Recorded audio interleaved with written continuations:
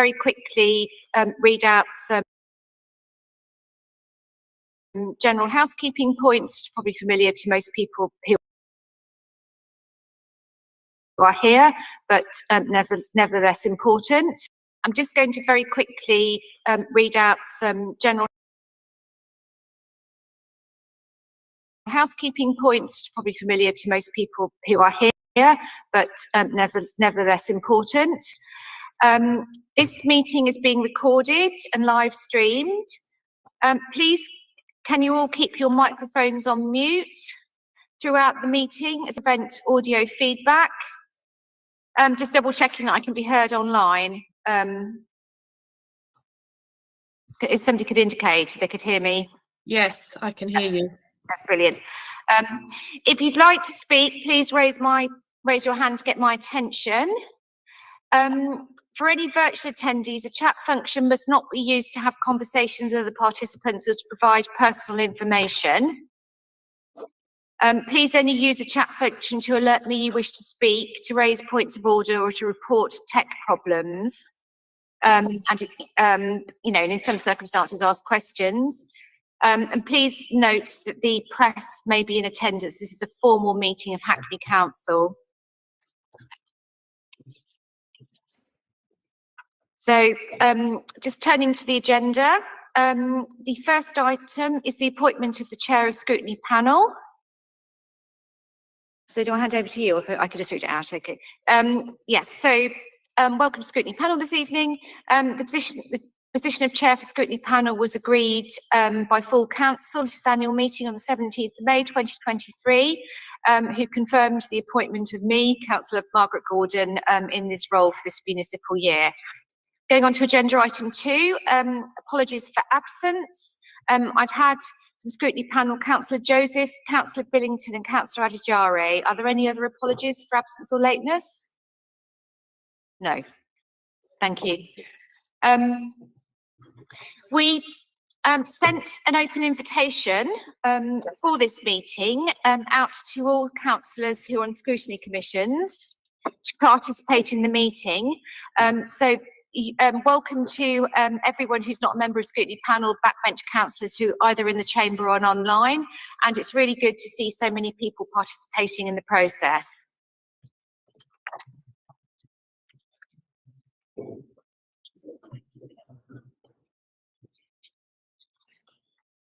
So going on to agenda item 3, urgent items in order of business. Nothing's been reported to me. So going on to agenda item 4, declarations of interest. Do members have anything to declare, either looking first in the chamber and then secondly online? Nothing. So we're going to go over to agenda item 5, which is our first substantive item. So this is the Mayor of Hackney Cabinet Question Time. And welcome to Mayor Glanville, who's attending to this item. So a key element of the scrutiny function is to hold the Mayor and Cabinet to account. The Mayor's question time, Cabinet question time is the responsibility of Scrutiny Panel, so he's accountable to us, the Scrutiny Panel, as well as to the rest of the community. For these discussions, we give notice of the topic areas that are going to be the focus of this discussion. So we've asked Mayor Glanville to respond initially on 3 questions. Firstly, in relation to the manifesto commitments and the progress. So we've asked for an update of the progress and monitoring of the manifesto commitments, for which he was returned, obviously, the last elections in May 2022. And we'd also like you to touch on the impact of budgetary pressures on those manifesto commitments. The second area is senior leadership changes. So we've asked the Mayor to comment about following recent changes to senior leadership. We've asked about the impact on the organisation and political leadership and the mitigations of any further impacts. And our third area is that as part of the Mayor's portfolio, he has responsibility over ICT, so we've asked him to focus on 3 important areas. Firstly, permanent support for council hybrid meetings, which we believe are a really important way of opening up democracy for the community. Secondly, an update on the impact of the cyber attack. And thirdly, an update on digital divide and how the council can ensure all residents are informed. So I'd like to welcome to the meeting Mayor Glanville, and I'd like you to present, if possible, on all those three areas first before questions. We're not going to split them up if that's okay. And I'd like you to try and do your initial presentation for 15 minutes. Tracy's going to be timing you and she'll give you a warning when she's coming about 2 minutes before the end. No. Thank you very much, Chair. I think it's been a year since I'd ended Scrutiny Panel, but obviously I did attend the joint scrutiny meeting on our response to child queue, and it's great to be back in the chamber in front of scrutiny colleagues. I'll open with the manifesto commitment. So you'll recall that the council strategic plan was agreed by full council in November 2022. That was effectively the organisation's response to the majority group manifesto, and it has updated our corporate priorities and also the mayor's priorities in that document. We brought a full update on the strategic plan delivery to the council's AGM in May. So in terms of a core set of documents that public might want to view, or indeed the press or anyone in the room, I would sort of draw people's attention to that update, and there will be a further update, assuming we follow the pattern of the AGM. And I know there was a range of views about whether it was the right moment to do that, given the civic occasion, but it will either be at the AGM or an equivalent meeting. You'll also hopefully recall as a group of chairs that you were involved in the budget process building up to the 23-24 budget, and we invested an additional £2 million circa in our manifesto priorities and mobilising those. A lot of that mobilisation is still ongoing during the course of this year, and I would say we're only in month 3 of this financial year, so there's still work to do. But you saw last weekend, hopefully, the Co-op Council's work announced and delivered during the Co-op weekend, and pay a huge tribute to Deputy Mayor Nicholson and Councillor Palace for their work on unlocking that. More broadly, though, the whole council budget is obviously around delivering our strategic priorities. I think some of the things that I'm sort of most proud of that we have delivered in our first year and a bit is the cabinet paper on the delivery of 1,000 new council homes that I brought to cabinet in December. It was a key target in the first year of the administration calendar year to outline our ambition on building new council housing and also the financial models and investment that would underpin it. A huge amount of work has gone on since that cabinet report, looking at how we have a new delivery model that bridges some of the really significant headwinds around delivering new council housing. You'll have hopefully heard colleagues talk about up to 40% cost price inflation around construction costs. There's huge instability in sales values, and we haven't seen yet, with the grant regime, match those costs. So we've had to go back and look at how we deliver our new council housing, and there'll be a subsequent cabinet paper at the end of this year that outline how that model will be implemented and move into delivery. But a significant number of our council-led schemes are now moving into contract and will go on site over the course of the next year. We've also invested in that budget cycle £400,000 in our private rented sector team, and that team is now mobilising the recruitment to deliver that extra capacity around private rented sector in enforcement. And we've seen the continuing investment in the housing transformation work around damp and mould, improving our repairs service and clearing those backlogs. We set out a very clear and ambitious further investment in our leisure estate. So you will know that obviously the signature piece of investment over this administration and the last is Britannia Leisure Centre, over 1 million visits and truly award-winning. We've said that we will do the learner pool at London Fields Lido. We will create that extra capacity at West Reservoir, and we'll have a long-term plan for King's Hall. All those are on track and out there being talked about in one way or another with public and residents. This summer we saw the opening of Shoreditch Park, and we will soon go on site. The refurbishment at Shoreditch Park will soon go on site with the adventure playground investment there. And I've lost count of the number of refurbished playgrounds that myself and Councillor Woodley and colleagues have been involved in opening across the borough. From later this summer, our street public toilets will be free to use as promised. We outlined through procurement a very clear path to not just delivering our ambitious targets around EV infrastructure, but exceeding them. So the original aim was 3,000 new EV charging points by 2030. We brought forward through our procurement that target till 2026. And we've got a similar pathway to the 4,000 places and cycle hanners. Both those contracts mobilise this autumn. So there's always an element that we've outlined our ambition and how we're going to deliver it. But for residents on the ground starting to see that infrastructure appear, that will be absolutely critical. We've exceeded our street tree targets and are now with the green infrastructure plan that just went to Cabinet, outlining where we will go next on green and blue infrastructure.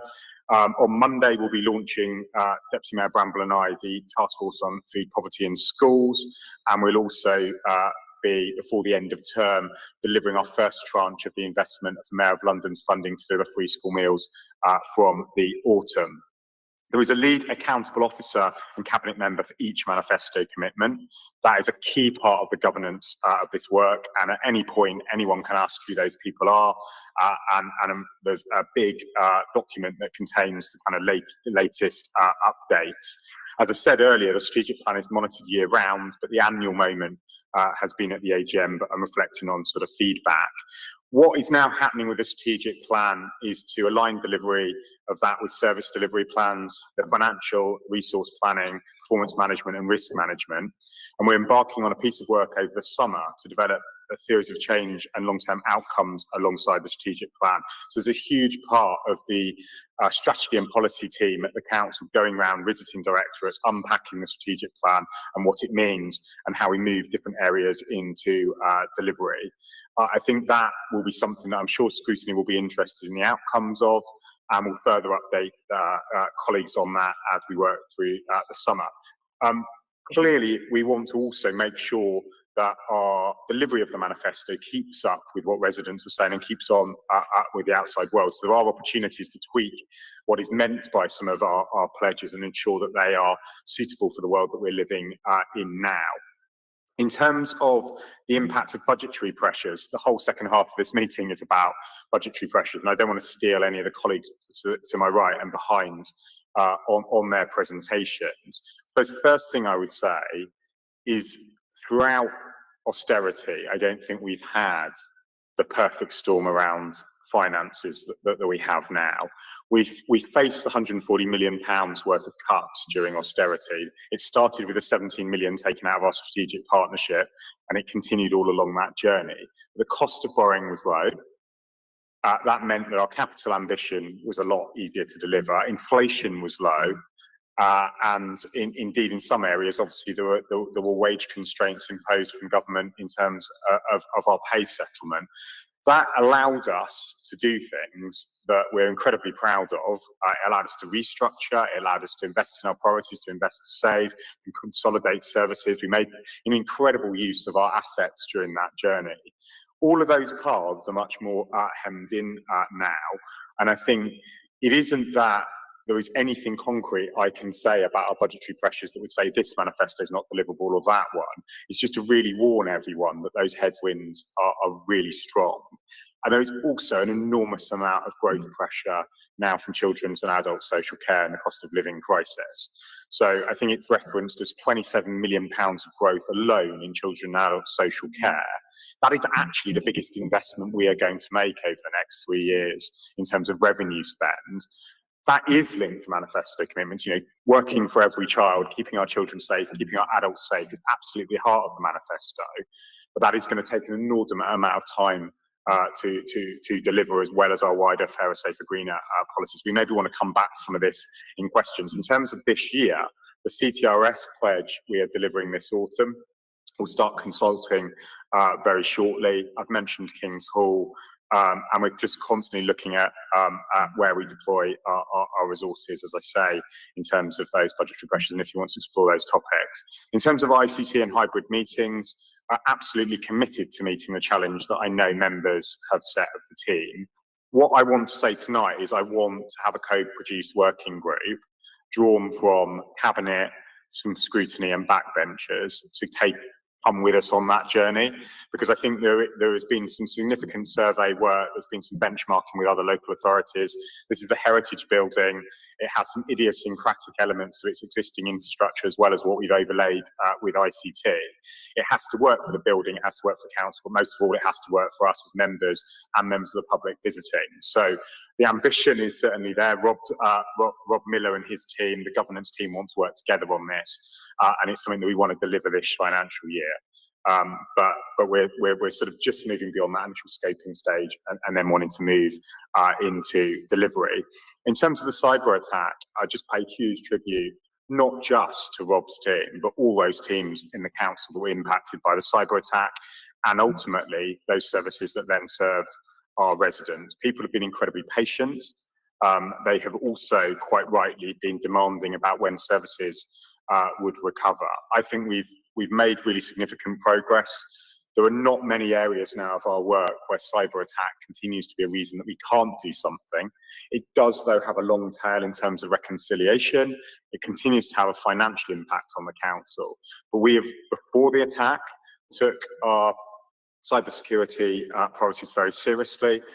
They continue to be somewhere that you'll see a focus and investment. And actually, as we go through the capital bids coming through the autumn, you'll see around many of our tools and systems. We'll be continuing our investment around modernising those platforms, including around housing services, but also other areas of our work. And we are continuing that mixture of in-house produced tools. Some of those were absolutely essential in holding our services as we recovered from the cyber attack, but also procuring off-the-shelf solutions, making them Hackney, and continuing our collaboration with our SME sector around problem solving. On the digital divide, and I think there's a real link between our capacity around our digital teams, because there's two elements of the digital divide. There's maintaining those channels that residents that suffer from and live with the digital divide need, because they need to ring us, they need to see us, they need materials that are printed. But there's also our work to bridge that digital divide and support residents with digital skills. So there's been significant investment in our library digital capacity, and that will continue under the new library strategy. There are a lot more kind of floor walkers in the HSC that can help people and stand with them as they use our digital systems. We've just published our map around our better broadband work, which shows where our approach to way leaves and building capacity and connectivity in the borough, and those partnerships as rolled out, including social tariff jobs and connectivity for hostels, libraries and other council buildings. And another area of investment that we'll be making very shortly is improving the digital experience for our staff and visitors in our satellite buildings, which will also allow us to do more with those spaces. We know, though, that there is a broader digital divide. That is why we continue to have publications like Love Hackney. We expanded the circulation to 120,000 homes. That's more than Hackney Today and Hackney Life had. Includes the Our Homes element. Housing alone produced thousands of leaflets and posters to ensure that we continue to communicate with our residents. And I'm particularly proud of the Here to Help work that we've done. You know, we're on our second publication there, but we've also started to do the translation into community languages and get that out into the community and use some of our councillors to do that work. We're part of broader work with Lottie as well, with Good Thinking about expanding the number of devices that are available, and also using Mayor of London funding to improve digital skills across London. Particularly with the Haredi community, we've continued to use the kind of advertising platforms within Haredi publications to communicate with residents that we started during Sorry to interrupt, Mayor Glanville, you've got 2 minutes, and obviously there's one question left to answer. Thank you. On senior leadership changes, I would say there's two elements of this. There's business as usual, and then there's some more significant challenges. I'm utterly committed to working with the expanded corporate leadership team to ensure that we have the stable leadership that we need to take us forward. Recognise there's been some uncertainty while the chief executive manages some of those family issues since April. That process is not resolved. and Ian, I think, and the expanded CLT has been doing an incredible job of supporting the council while Mark has been off. We recognise that Mark is still on leave, and that Ian at the end of July will leave us to join Liverpool City Council. So we needed to appoint an interim chief executive. Our appointment subcommittees have been meeting over the last week, and I'm very pleased to announce that Dawn Carter-MacDonald has been recommended as the interim chief officer and head of the paid service, and Jackie Moylan has been appointed as the interim section 151 officer to full council on the 21st. So huge congratulations to them. Dawn's obviously not with us this evening. That's still subject to endorsement by full council on the 24th of July. But I think it also shows that, you know, we're committed to investing in growing our own talent, and that they can step up to those leadership roles as we've seen consistently. I want to say that given Dawn is our current MO, and she cannot hold head of the paid service and MO role at the same time, we will also be appointing Louise Humphreys as the council's interim monitoring officer, and that will be going in the same reports pack to the 24th of July. I'm not going to go into a huge amount more detail. I know there are other significant posts. Alid left us to join Newham, Polly Chook went to Merton. I think we should take some credit here, actually, that both in London and across the country, people are taking Hackney leaders and they're going on to fantastic new roles in the local government sector. We will be coming back with proposals to fill those roles and make sure that, you know, there's significant jobs that we know and that actually we're very member focused and facing are filled as well. Happy to take further questions on that as you see fit, Chair. Thank you. I've let you go over by about a minute, but yeah, thank you very much for that comprehensive and timely answer to those questions. I'm going to start off with a couple of questions. Then I know that starting obviously with the members of the panel, and then other people, there'll be some further questions. Thank you very much for the update on the manifesto implementation, and it's really good to hear you know, that the structure in place really to, reporting back and you know, an accountability for those, you know, really important manifesto pledges that I think you know, the majority of us here, all of us here, are very proud of. We're obviously going to go on to the budget setting part of the budget scrutiny part of the evening. I think it's not, you've acknowledged it, it's not a secret to anybody that there are some, you know, challenges in relation to capital spending from a number of different directions. I mean, some of our most significant pledges are in relation to capital spending, particularly the really important pledge to build 1,000 homes. How concerned are you that we're not going to be able to fulfil those pledges, and how would you manage any decisions in relation to that? I'll leave it to that, and then there'll be other questions. I don't know whether anyone else wants to ask a question to the Mayor at the moment, or I could come quickly with another one. Yeah, it's yeah, I mean, it's also really helpful to hear about the announcement in relation to the interim arrangements for the senior leadership team, and obviously huge congratulations to Dawn Carter-MacDonald, who I think everyone here, you know, enjoys and values working with, and also obviously to Jackie. I mean, as you've acknowledged, and we do have still an expanded but still relatively new senior leadership team, so good to really hear a little bit more about how, you know, sort of corporate memory and you know, other sort of areas of risk are sort of going to be mitigated in relation to our new senior leadership team, and how are you going to be working with them as politicians? Thank you. There was a lot in your original questions. There's a lot there, Chair. So forgive me. I need to give it a little bit of justice. So I'm going to start back where we ended, yeah, and what you said about senior leadership. So we went for a substantial period of recruitment to get our fantastic corporate directors in over the 2021-2022 period.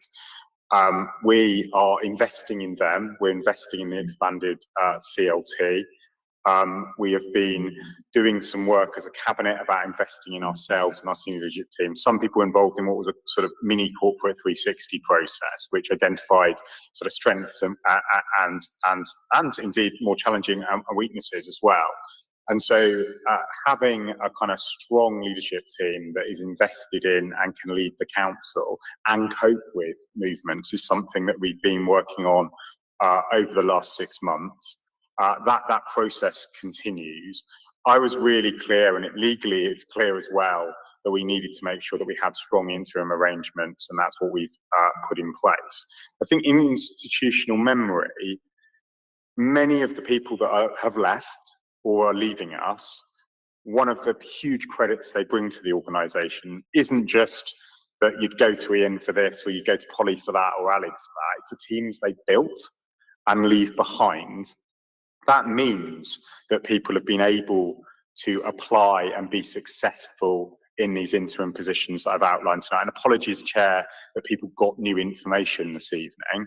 The communications cascade for that may have been smoother, but actually, as I'm sure you'll appreciate, there's cooling off periods. You were going to ask me a question this evening. I wasn't going to obfuscate. I was going to say what is going on, and I have done. Large parts of the organisation don't know that information yet in the way that you've had this evening, and there is always a first point of call. Otherwise, I would have said, I can't comment, and I just want to sort of outline that. But, you know, Ian, you've got Naeem and Jackie here, you've got Deirdre, you've got Russell, you've got others within that team that will be very visible for those that certainly in audit committee, pensions and others will see. That team is incredibly strong, and I would never undermine it in a situation like this, and we're going to miss Ian greatly, but they've been doing much of the work and the leadership around our financial stability for a huge amount of their time. They've been stepping up into new leadership spaces. Certainly, I think, Ian, since you were acting CE after Tim left, and certainly when you think about the leadership on the MTFP work that we're going to be talking about later, the transformation work, the work with our different departments, the cyber recovery, that has been led by that distributed leadership team. And they have themselves a huge amount of institutional memory, and they bring that to the table. I think if you look at, say, Alid's area within transport and environment and neighbourhoods, you know, Sam Kirk, one of the best officers that we have around waste and recycling. Tyler Linton has just been successful in replacing Andy Cunningham as the head of the street scene. You've got Natalie Broughton as planning. You've got Jerry and Morris around community safety. This is an incredibly strong team of officers, and they're more than capable. And Neil Holland as well, and Kevin Keedy in parking, and so I don't think we should worry about that. You know, we've got a very strong comms team. You know, Martin and Jane and Florence leading that work. I'm not saying we haven't missed Polly, but actually, have we noticed any diminution in our communications messaging or our reach or our ambition in that area? I would say no. So I'm really confident that we've got an incredible team of senior officers and that they're really committed to the organisation and cross-council working. There will be bumpy and lumpy moments, though. And it's up to all of us, I think. And this is where I would say that much of the actual place-based institutional memory is in members. And Sharon has announced herself to the chamber, over 30 years of experience in this chamber.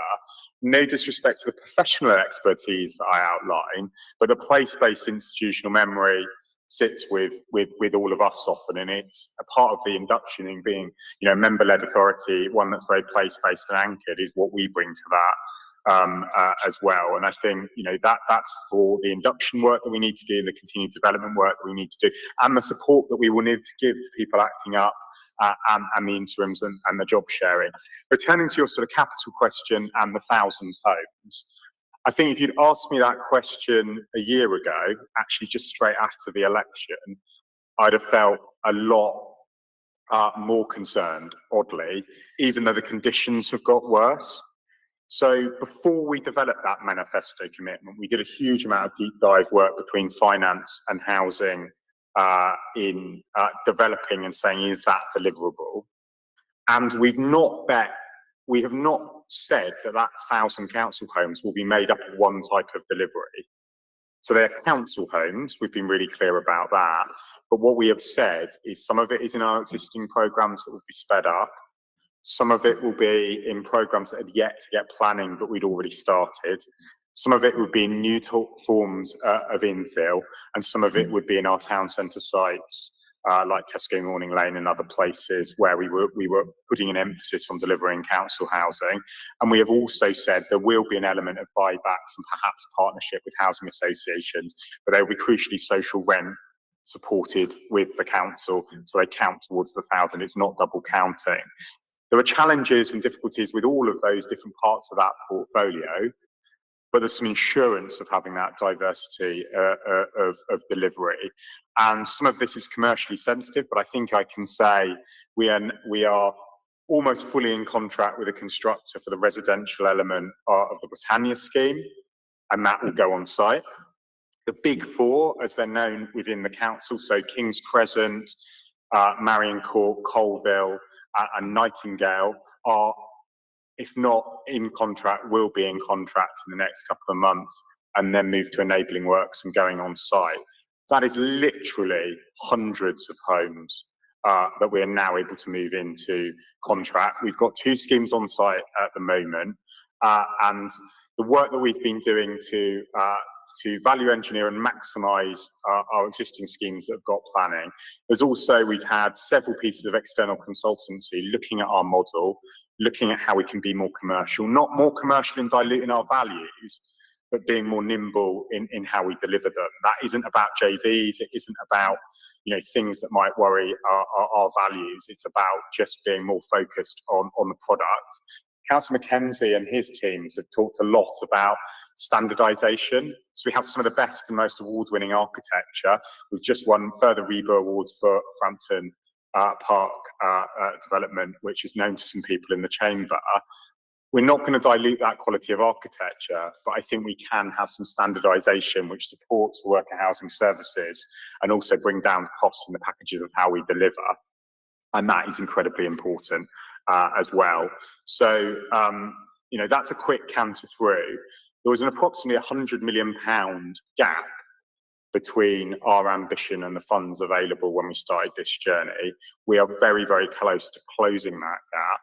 And so that, to me, gives me the certainty around those 1,000 units.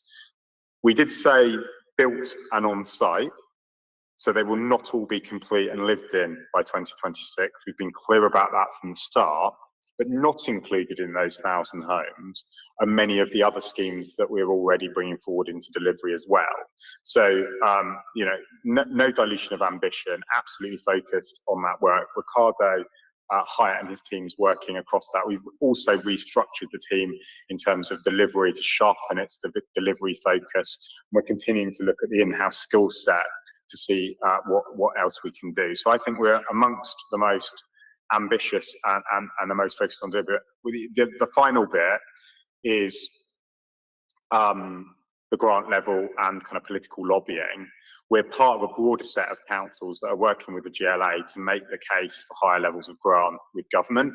That is incredibly important. You can't have an inflationary environment and hold to a grant level that was agreed 3 or 4 years ago with Treasury. We hope we will get some movement on that in the next couple of months as well, Chair. Thank you, Mayor Glanville. Now I'll take questions from other members of the panel. I think Councillor Patrick was first, and then Councillor Hayhurst, and then I'll take another round. Thank you. Going back to the cyber attack, I noticed several years ago, and there's been great work done by Rob Miller and all the council officers on recovering council memory. But many members of the public still don't understand what happened, why it happened, and why the council took the response that it did. And I wonder whether perhaps it's more about communication, whether we need to carry on communicating to residents about those issues. Because many residents say to me, and I try and explain it, and I'm not very good on IT, why didn't the council settle? This is the council's fault for not having adequate backup, not having the council's fault, not having letting enough security. So I do think that perhaps there's still questions out there for members of the public that we need to keep on answering, because people just don't understand what did happen and why we took the responses that we did. And I do think that perhaps we need to carry on getting the message out there, why we responded as we did and what's happened since. I know it's a while ago, but people keep getting told sometimes that this information isn't available because of the cyber attack. And that's the response that I get from members of the public. So I'm just wondering whether it's almost communications rather than IT that we need to get that message out there, and perhaps we can do it for our publications to the public. Thank you. Yeah, I just compliment the decision on the interim leadership team. I think that's a very impressive lineup. Indeed, so well, and also just congratulations to Ian for building that team going forward and having the foresight to be able to do that, to create that within the council. Just on one of the elements there, just to zone in, you mentioned about the meeting the target about the Tesco site. Obviously, I think all three of the central here. Can you just give us a little bit more detail on where we're up to, as much as you can, with respect to that site?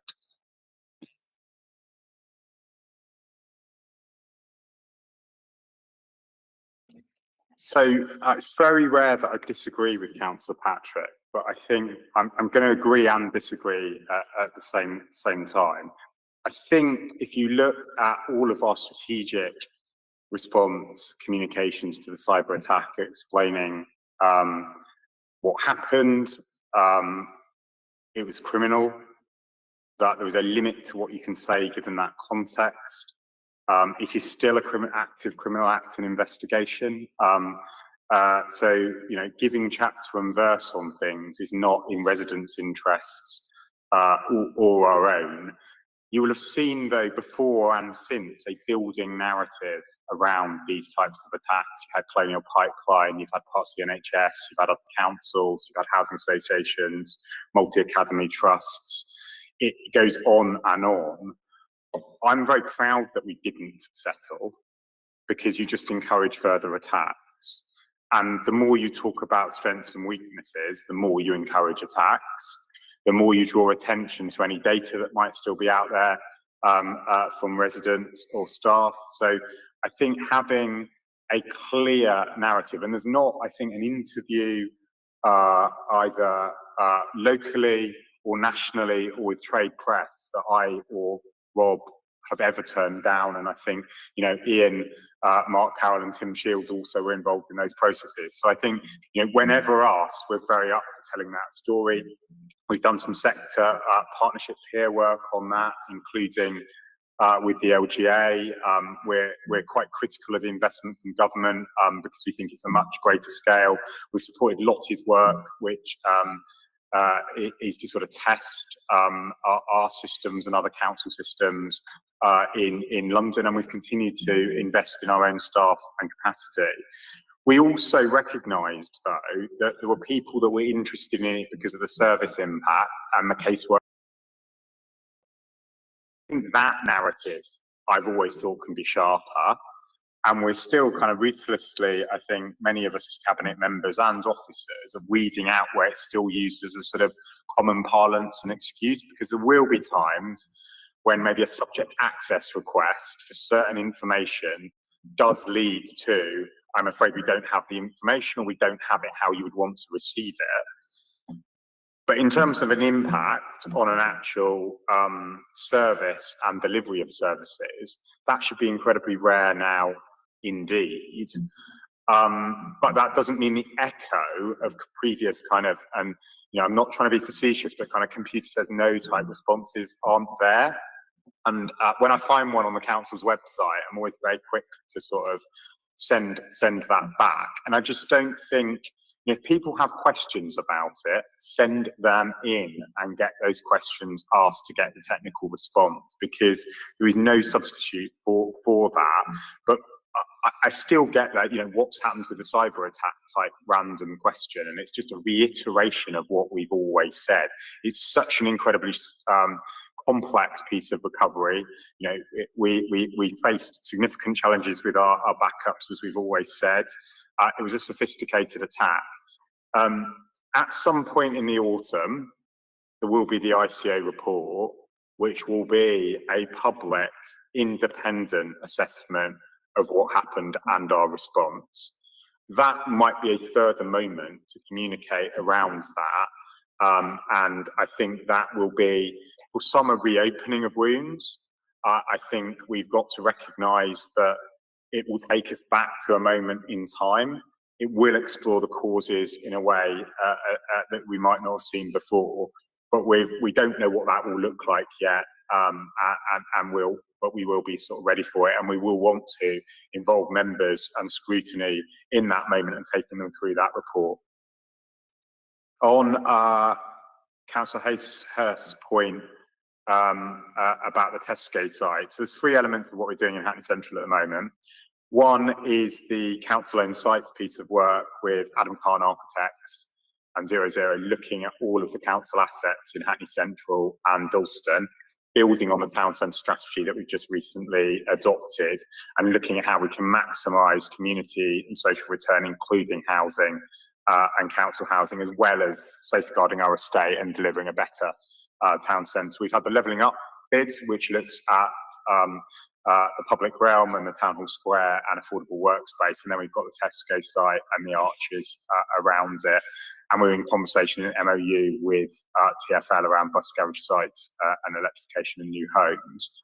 I've basically said to, I think in this chamber, in answer to a council response and in the two public meetings I've done with MOPS and a further subsequent private meeting, and almost anywhere that will hear me, we reckon we can do about 140, 150, 160 council homes on the Tesco site as part of the development.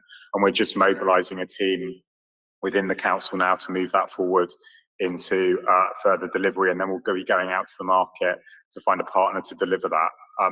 It's as simple as that. That's where it's at the moment. Pardon me. I think there is a look at, what have we heard from community? What have we heard from councillors like yourself? What does the town centre strategy now say? And what is the high street and the workspace demands within Hackney Central? Because when we bought the site, it was to secure it, to prevent unsuitable development that could harm the town centre. That vision was very much around retail and workspace as a town centre site. We've just got to make sure that those sort of parameters fitting in with the strategy and the local plan continue to be fit for purpose. But at its heart will be council housing.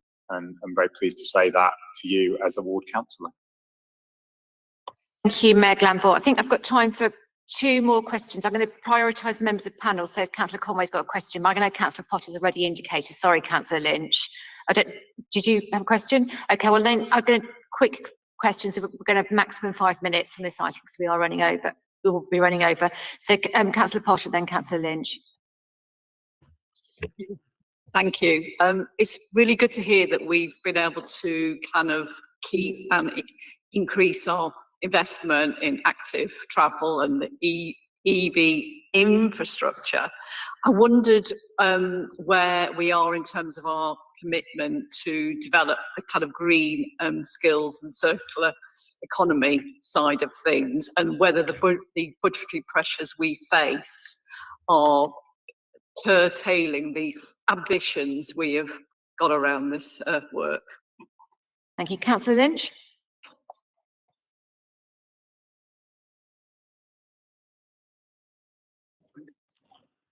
Thanks, Chair. Thank you, Mayor.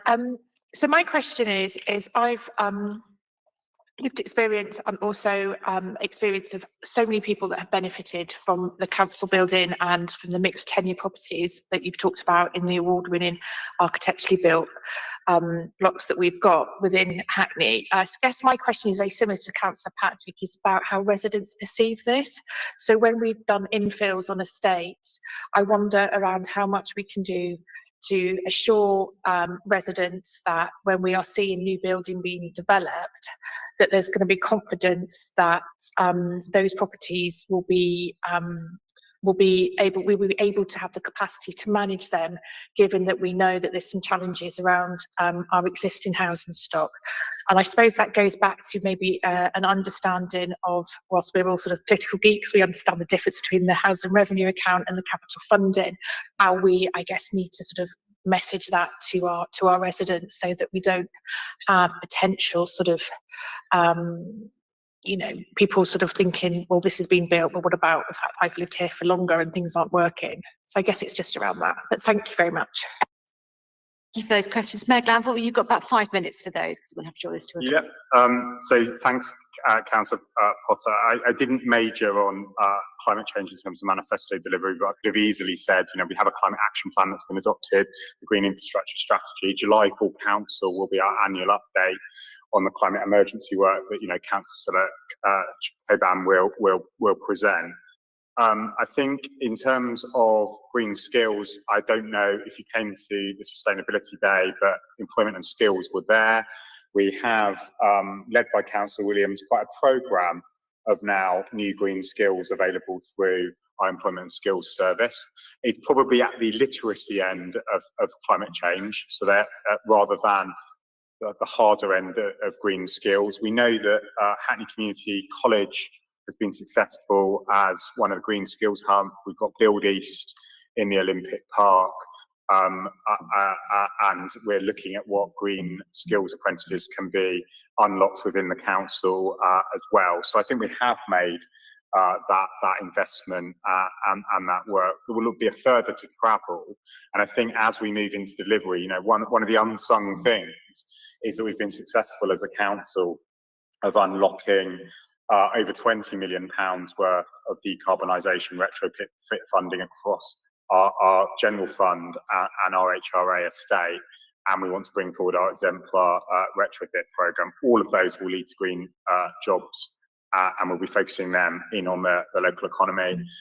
Hackney Light and Power, the community energy programme, they're employing local people in the delivery of that work. And local partnerships that they're unlocking. We're also going to see further announcements that I don't want to preempt around rooftop solar. And again, I think we'll be equally ambitious on that. In the budget that we agreed in 23-24, we were taking some of the lessons of the circular economy from our COVID recovery funds. So in both Hackney Central and Dalston, as well as a programme of business support, we specifically focused on supporting business around transition into the green and circular economy. We've seed funded much of that circular economy. We convened them here. As we celebrate 10 years of Hackney Business Network, we're going to have a really strong green strand around a circular economy and a circular economy network. We're going to expand the zero emissions network, which is a business to business peer work around active travel within business. And I think we will also see the Climate Action Partnership. I'm not sure what the exact title is, but we've said all of that work can't stop at the town hall, our services. We're going to have to do that with business and other parts of the public sector. So I think we're actually investing more in that work, and we found the resource to do it. And there will be some really innovative work that we do around green finance that we will announce later in the year, as well as the work that we've done with London Council's 3CI and City of London and the Mayor's own green finance funding. So there will always be more to do. I'm not in any way complacent about it, but I think we were in a strong place, just 1 year into the administration. If you look back at 2018, 22, those strands were nowhere near as tight within the manifesto or the corporate plan. Councillor Lynch, I think there's two sides to your question. I think we've always tried to recognise that the pride that we have in our new council housing of all 3 tenures and Hackney Living Rent and the awards we win is only as good as the maintenance of those properties and the management of those properties. And I think we're all aware of some of the challenges around that. The new build team continues to need to be resourced, but we don't want two-tiered services either. And it isn't that we build something beautiful and we maintain that and we don't maintain the existing stock. The work that Councillor Mackenzie is about or has just triggered around the HRA, I think is incredibly important about where our residents' priorities for investment are. There are real financial challenges that you might get onto later this evening around HRA and the challenges it faces. These are entirely because of the government. You know, there is £700 million from Hackney Council's HRA because of the rent decisions taken by this government. That is roughly equivalent to the entire retrofit need of our stock. Decent Homes 2 has been launched by the government with zero funding. And at the moment, external funding, £4.5 million from Social Housing Decarbonisation Fund, when you compare that to the 700 million that they've taken out. So we've got the ambition, absolutely, that Councillor Mackenzie has. In the manifesto, I think the most critical bit is the estate plan piece. Because Deputy Mayor Nicholson, I know, has been on many a Frampton Park walkabout, and people have seen the new homes at Frampton Park. They know that they had local lettings, so people on that estate have moved into those new homes. But to unlock the next phase, and you know, Councillor Root's been a really passionate part of this as one of the local councillors as well, is what about the rest of it? The community buildings that are promised to sit alongside it, the estate infrastructure, the maintenance of Tredescan and Pitcairn houses. These are all really live issues. And it's actually a live conversation that I've been having with officers this week. Before we do the next thing on Frampton Park, can we just look at everything that we've promised, what our data is saying, what residents are saying, and go back with not just what we want to do and deliver, but a coherent plan for the estate, which includes green infrastructure, but also the responsive capital investment that you would expect. We've done quite a good job of that. More latterly at the Beauvoir, where we recognised that places like Fermain Court needed investment if we were to have the credibility to build those homes on Downham Road and the infrastructure around that. And I think we must bring that to Frampton Park and some of the estates we plan to work in. There is a crucial role for local ward councillors to hold us to account on that and really push and challenge the organisation to become truly place-based in those discussions. We must get estate plans for all of our big estates before we plan to deliver this work. And that's something I've been hammering, and I know colleagues have as well. Thank you very much, Mayor Glanville. I think we've covered a lot of ground, and we've had some, you know, some important announcements in that. Yeah, thank you very much for coming. We will invite you back soon. And you're very welcome, obviously, to stay for the rest of the evening. I'm now going to move on to the next agenda item, which is agenda item 6, which is the council's budget. We've got an hour and 25 minutes for this. So the budget update is a fixed item in our agenda and scrutiny panel. And as members of the scrutiny panel, we've got the responsibility to retain oversight of the council's budget. We receive regular quarterly finance updates on the council's budget each year, and that's in addition to other budget scrutiny sessions, both on panel and in the commissions. This year we've made an amendment to the budget scrutiny process. So we're going to be commencing with an overview of the council's budget for 2023-24, accompanied with information about spend priorities and pressures for each directorate. The aim of this session really is for members and also for the watching public, because obviously this is a live streamed meeting, to have a comprehensive and better understanding really about the underlying assumptions in relation to the council's budget and priorities are decided. We've also obviously invited all the members of scrutiny to attend this session, and I'm very pleased to welcome as well. I'm not going to name you all, but I'll name you when you come to speak, the senior leadership team and also the cabinet members for these different areas who are coming to this session. I'd like to start by inviting Ian Williams to do his initial presentation. And Ian, you've got about 10 minutes. Councillor Chapman, did you want to come in? It's all right, Chair. I'll just say a few words in introduction before we start, can I? Yeah, that's absolutely fine. I should. Okay, thank you very much. The first point to make is we can debate, the government statement as to whether austerity has ended. The reality has seen a 40% reduction in real terms in the level of government grant given to Hackney City. And, even the increase in social care grant, which we awarded last year, as you'll see in the papers in a minute, has already been completely eaten up in excess demand and increased prices. That, if you remember that it was funded by the government itself, postponing its own plans to, if you recall, to fix the crisis in social care, if you remember those words. So it's borrowing for the future, and it's already been spent on the problems of the current situation. We've heard in the last few days that there'll be no more money forthcoming for pay awards over the level that the government is assuming, and I'll just move on from that to take the position that we'll have to fund that ourselves in the future, and that will be another pressure, which means that we are facing, all in all, a very difficult financial position at the moment. You'll see again from the papers that we are looking at an opening gap of 22 million in the current year and the medium-term financial plan. And there will be some difficult decisions to take, which we will be coming back to you with in the weeks and months ahead, and we presented you with an overview tonight. It's worth noting, I must say, that we have that bleak position, but if you look at the slide ends, £1.2 billion a year on a whole, as you'll be all aware, a whole range of services, ranging from children's support, parks, all the way to rodent control and mortuaries. A whole huge range of services which the community rely on are important, and we'll still be doing after we've gone through this budget process.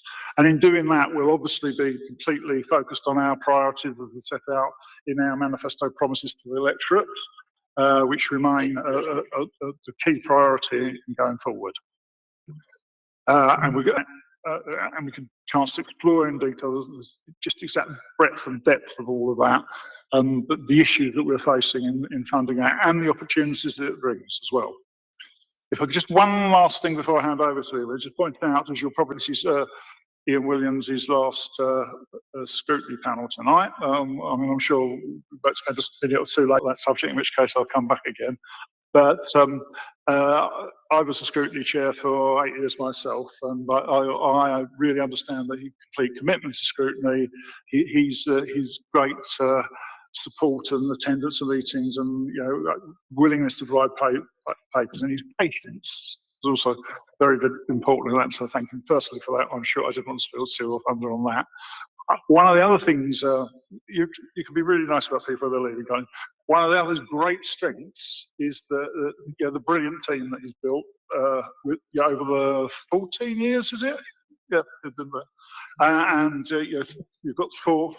I mean, like I Phil spoke at length about this earlier, but just to say that the cabinet lead on finance, I have complete faith in the finance team going forward, and I'm sure we'll be able to continue to provide the excellent service that they have done to us as cabinet and the council, but also to scrutiny over the years to come. So I welcome, particularly Jackie in a new, imminent new role. Say that, and every faith in the team. So look forward to working with you. Thanks very so much. If I just now move back to I think Ian is going to be really cool. Thanks very much, Councillor Chapman, for that helpful, reassuring introduction. So yeah, hand over to Ian Williams after that. Great stuff, and good evening, everyone. Hope you're all well, and much Councillor Chapman for those very kind words. You've embarrassed me again. Cool. So this evening, what we're going to run through as a whole leadership team is an overview of the council's budget for 23-24, which is what we were asked to do. Also pleased to say that we've had a number of questions in advance of this session, and I know we've responded to councillors who've raised things. For the respective directorate areas, each group director is going to real team effort tonight. To kick off, we're just going to give a very quick overview of what the council's budget is for the current year, where the money comes from.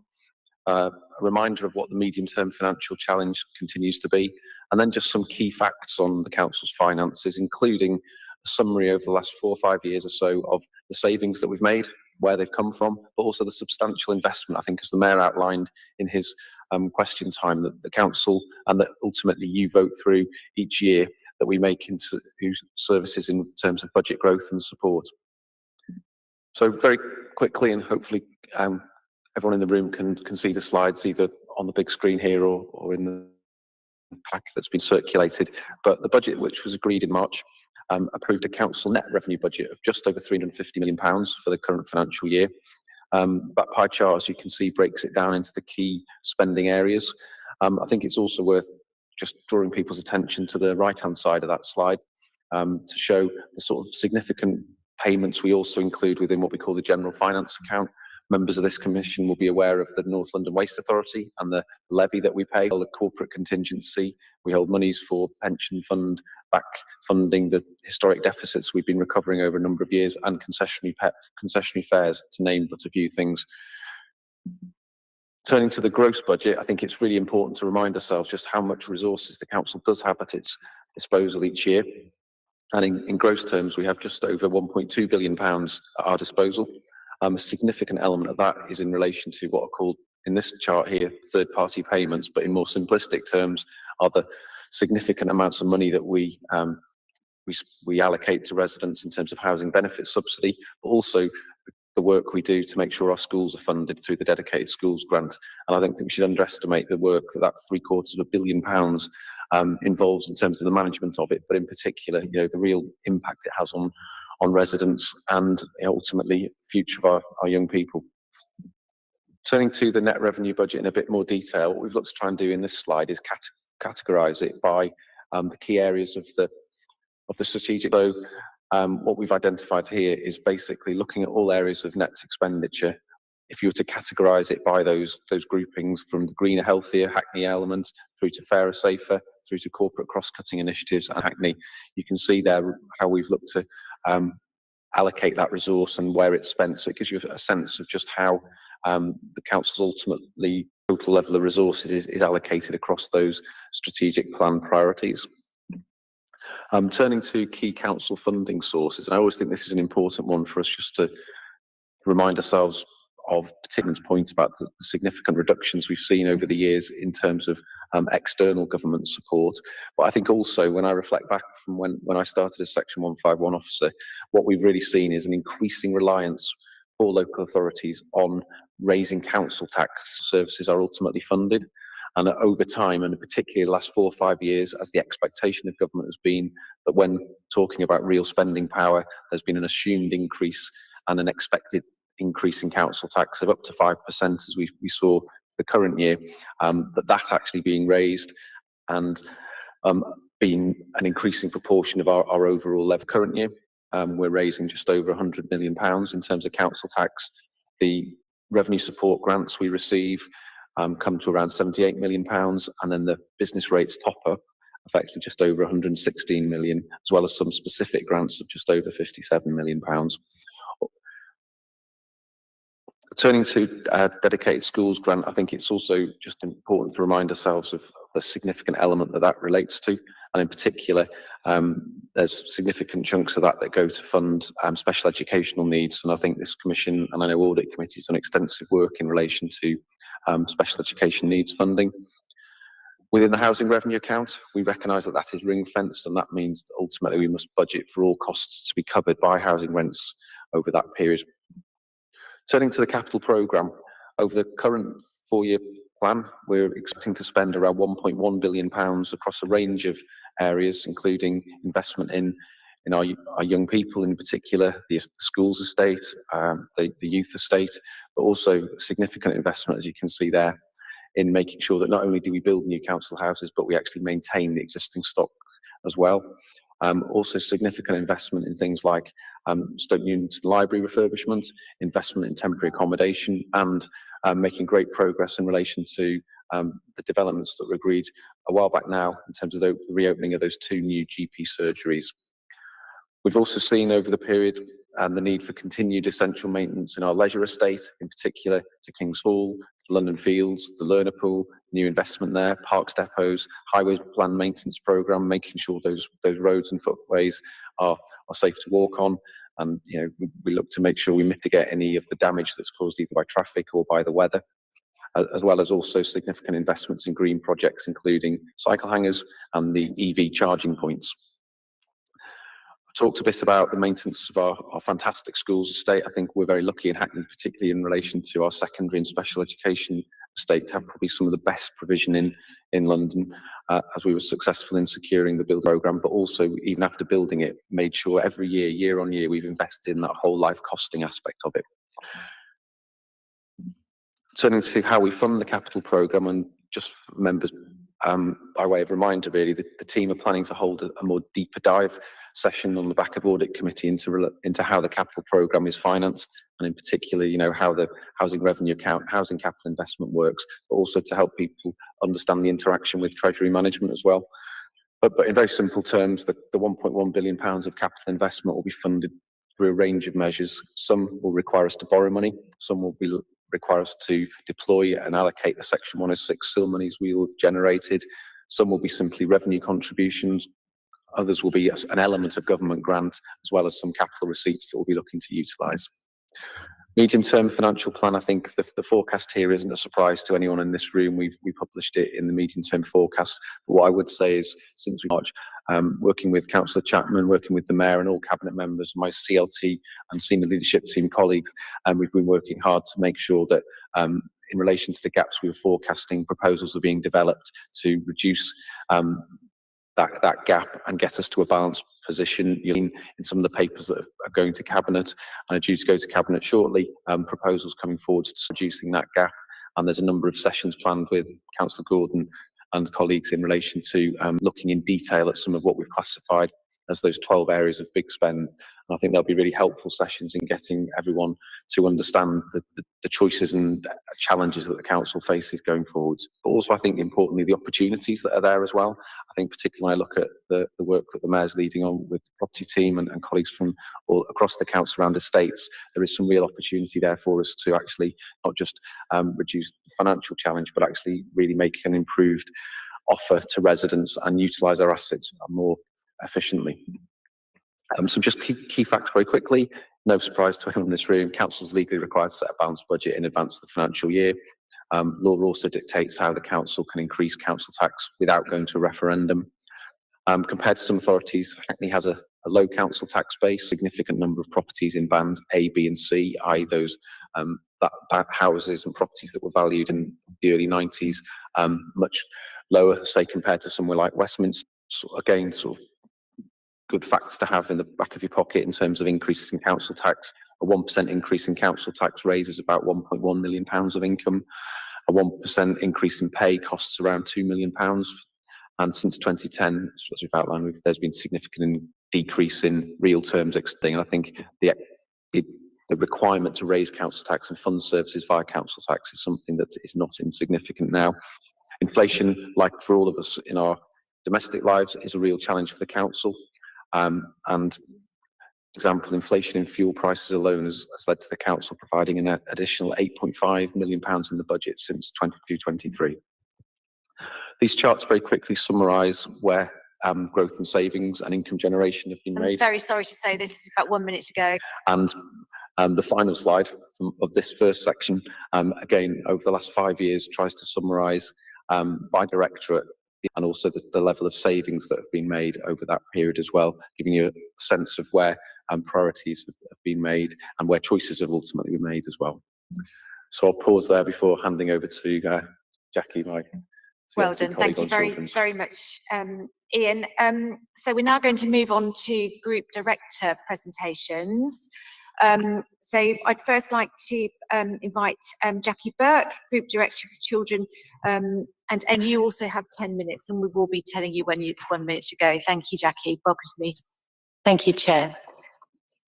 So in respect of the strategic plan and the manifesto commitments, I'd first like to start off by saying as a council to pledge 23% towards fantastic, and I feel really proud that we are very committed to doing the very best for our children in Hackney. So the Children Family Service, the Children's Social Care, plan to spend approximately 58.8 million in 23-24.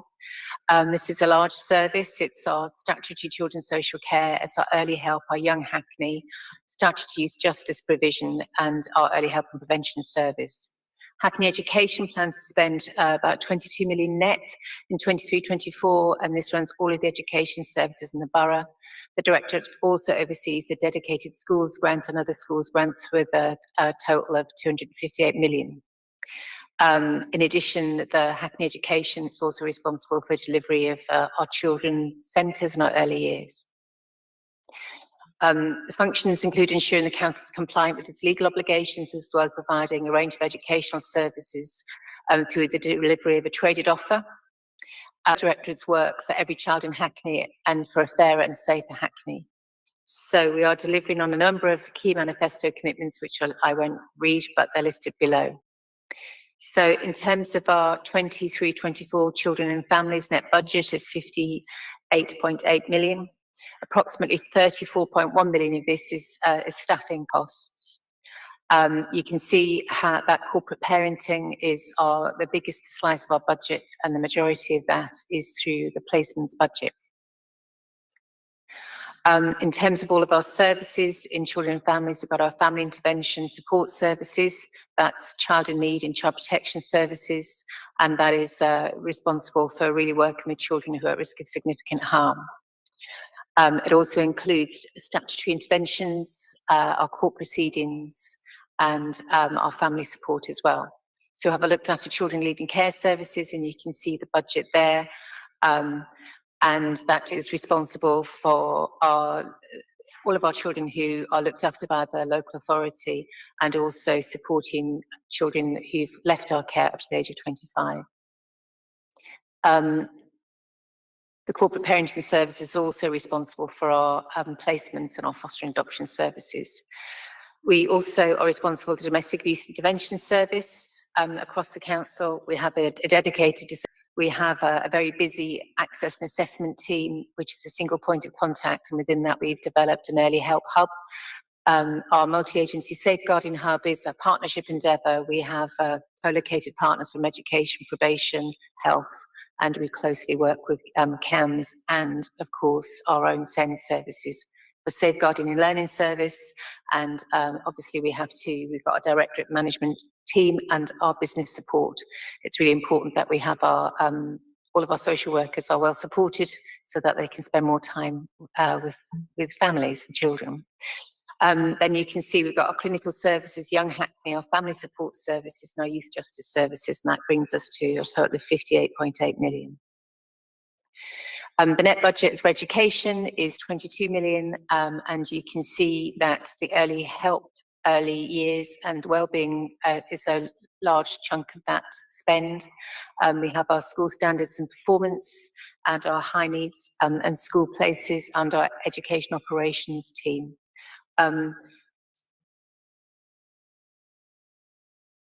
Taking through to the next slide, you can see the breakdown of the spend there with our contingencies and recharges, our EdOps team, high needs and school places, and school standards and performance. And you will, within the school standards and performance, there's a combination of statutory, our traded services, our school improvement service, the school governance, the virtual school, the Hackney School of Music service, and the CPD and early career teacher programs. So that's a very busy part of the service. As a group director, we have been invited to contribute, meet the medium-term financial plan. So we are reviewing this model, and we are particularly looking at the layers of management so that the structure is standardised and streamlined with fewer layers. This is generally felt to be that there's a clearer line of sight between myself and the front line of services. So we are working towards implementing these changes in the autumn. We are currently reviewing those and working out what the best structure, and obviously working with our staff around delivering that. We have about 94 million that we commission across children education and our health, and I have workstream lead who works directly towards me. So we are looking at consolidating our commissioning function. We think we will be able to manage some savings that way. We will be looking at analysing the top 20 suppliers who provide services within children and families, health and education, and using this as a starting point to deliver some savings. We've also conducted a base review of our base budget review of our early help services, and we have we're on track to deliver these services. We've also commissioned an independent review of Young Hackney and also of our children's centres spend to see how we can be better and more effective and more efficient in the delivery of those functions. So in terms of our budget pressures, the main pressure in children and families continues to be corporate parenting. So that's our looked after children and disabled children's services. So we have very robust processes in place to ensure that these children have the best placements we can find to meet their needs. We have fewer children who are in residential placements, but there's a national crisis in terms of sourcing placements for children, and particularly those who've got complex needs and who need a high level of care. So whilst we've got fewer children in residential placements, the costs of those has really inflated over the last few years post-COVID, and that's a national issue. The other main budget pressure in the service is a result of over-established posts. So following the 2019 offset inspection, additional posts were put into the children and families caseloads as part of the service redesign. We are very keen not to increase our caseloads, and we are very mindful of the impact that would have in terms of the stability of our staffing, but also outcomes for children. So we're looking at other aspects of service redesign so we can maintain as many frontline practice posts as possible. Within Hackney Education, special and disability pressures continue to increase year on year as a result of continuing increase in recent years of people with education, health and care plans in Hackney. We're working, we're part of a Delivering Better Value programme that's been run by the DfE, and we've been working with Newton Europe and SIPFA to secure a £1 million grant to help us action plan towards having targeted work streams that might help to mitigate some of those budget pressures. Again, the budget pressures on SEND, they aren't peculiar to Hackney, they are national issues, and there are pressures in every single local authority. There is a statutory override in place which allows a deficit of 17.1 million to be carried on the council's accounts. This was due to end in 2023, but the government has extended it to March 2026. This does remain a high risk for Hackney in the event that there's no further funding provided by the Department for Education to mitigate this balance. And I stress that we are not the only local authority who's in this position. We've taken a number of management actions to mitigate our budget pressures. So we have a foster first approach, so that our ambition is that all children under the age of 16 will be offered a foster placement as a first option, and residential and semi-independent will be agreed in exceptional circumstances. Our other is to reduce our high cost placements, and we have a forensic analysis of these placements, and the service is targeting a reduction through a process of continual review.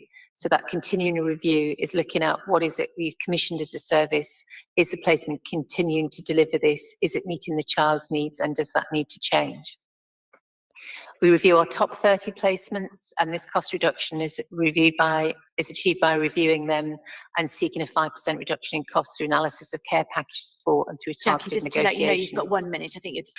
And our other aim is to reduce agency spend. You'll be very aware that there's again a national issue around the recruitment and retention of qualified social workers. We have a workforce development board that we've set up to sign off for new agency staff, and we regularly have seminars and sessions with our agency workers to encourage them to sign on the books and become Hackney staff. But alongside a lot of London authorities, we have a similar percentage of agency staff. I'll stop there, Chair. Very much, Jackie, for your presentation. I'd now like to Helen Woodland, welcome Helen, who's appearing online. Who's the Group Director for Adults Health and Integration Directorate. Helen, you've also got 10 minutes to do your presentation, and we'll give you a warning about 1 minute from the end. Thank you. Thank you, Chair, and apologies to members. I couldn't be there. I actually have COVID at the moment, so also apologies for any coughing fits. As has been mentioned in the meeting already, Adults is a significant, probably the largest budget in the council. We have a gross budget of 120.8 million. The majority of which is spent on commissioned services for care, although we do have a significant in-house service as well. So 9.2 million of our budget goes on an in-sourced service, which is called Housing with Care. Of the spend, that means that we have very few levers in terms to manage the demand. Particularly as this year, as well as the inflationary pressures, that has significantly increased the costs that we pay in the market. There is a huge amount of pent-up demand that has come to the service as well, which I'll talk about a little more later on. The Directorate also covers public health, and that's a net budget of 37.5 million. It's worth reminding members that public health is a dedicated grant, so that within any efficiencies that are made, any redirection of that money has to be towards delivering public health outcomes, which can be used in other parts of the council, as long as the Director of Public Health is assured that it is being spent on delivering public health outcomes. So we have a significant budget in public health as well, and as well as our consultant staff in public health, we also have teams of staff that we've insourced to deliver specific services there. Moving on to slightly more detail of what the money is spent on, we have a spend of about 20.6 million on staffing, and this goes across a range of teams, from our initial contact and response, similar to Jackie mentioned in children's services. This is a team that responds to people when they first approach the council, to see how we can help them access other sources of support in the community or in other services if appropriate. We also have a range of integrated teams. So our mental health service is integrated with ELF, the Mental Health Trust. Our learning disability service is integrated with ELF, the Mental Health Trust. And our hospital discharge service is integrated with Homerton. We also have plans for further integrated teams going forward, as I'm sure most councillors are aware that health similarly have budget pressures at the moment. I've talked a little bit about our in-house services, but the bulk of our budget is spent on commissioned services, particularly residential care and nursing care. And it's probably worth reminding elected members that where we commission residential or nursing placements, 65% of those are outside of the borough, because we don't have a huge provision of residential or nursing care within the borough. So our strategy is, for two reasons, to minimise the use of residential and nursing care. One, because it is a very restrictive form of care, and the Care Act asks us to consider the least restrictive form of care. And we believe that our residents do better and have better outcomes when they stay closer to their local community. So we have worked very hard to minimise the use of residential and nursing care. That does mean we have significantly increased our spend on supported living and on home care, as we, in many cases, will provide higher packages of care in order to keep people closer to home. We commission a range of other things, including services from the voluntary sector, schemes to support people with no recourse to public funds, taxi cards and transport schemes sit within our budget as well. And as elected members may know, the adult social care service is not free at the point of use. So there is also an income stream that is attached to the charges that we make for people in receipt of care. Most importantly, I think I wanted to talk about the pressures in adult social care, which are, although it's a very overused word in the past couple of years, genuinely unprecedented. So you can see the numbers from 2020 to 2023. Our overall service note user numbers have increased by a minimum of 30%. That's even more pronounced when you look at home care, where our increase is 43%. And it's not just the numbers of people coming through, it's the acuity and the complexity. So in October 2020, we had 514 clients with a care package that exceeded £800 a week. In May of this year, that had increased to 751 clients. As you've seen, we've done relatively well at keeping the residential and nursing care numbers static, but we are seeing that increase elsewhere. The other thing that is particularly challenging for us as a directorate is the increased cost of those placements in the market. So the average unit cost, i.e. the price per hour that we pay for home care, has increased from £19.20 from an average of about £16.45 an hour to a minimum of £25.16 an hour now. And those increases are seen across the board in all of our placement areas. So our residential, nursing and supported living costs have all gone up by broadly the same amounts. Sorry.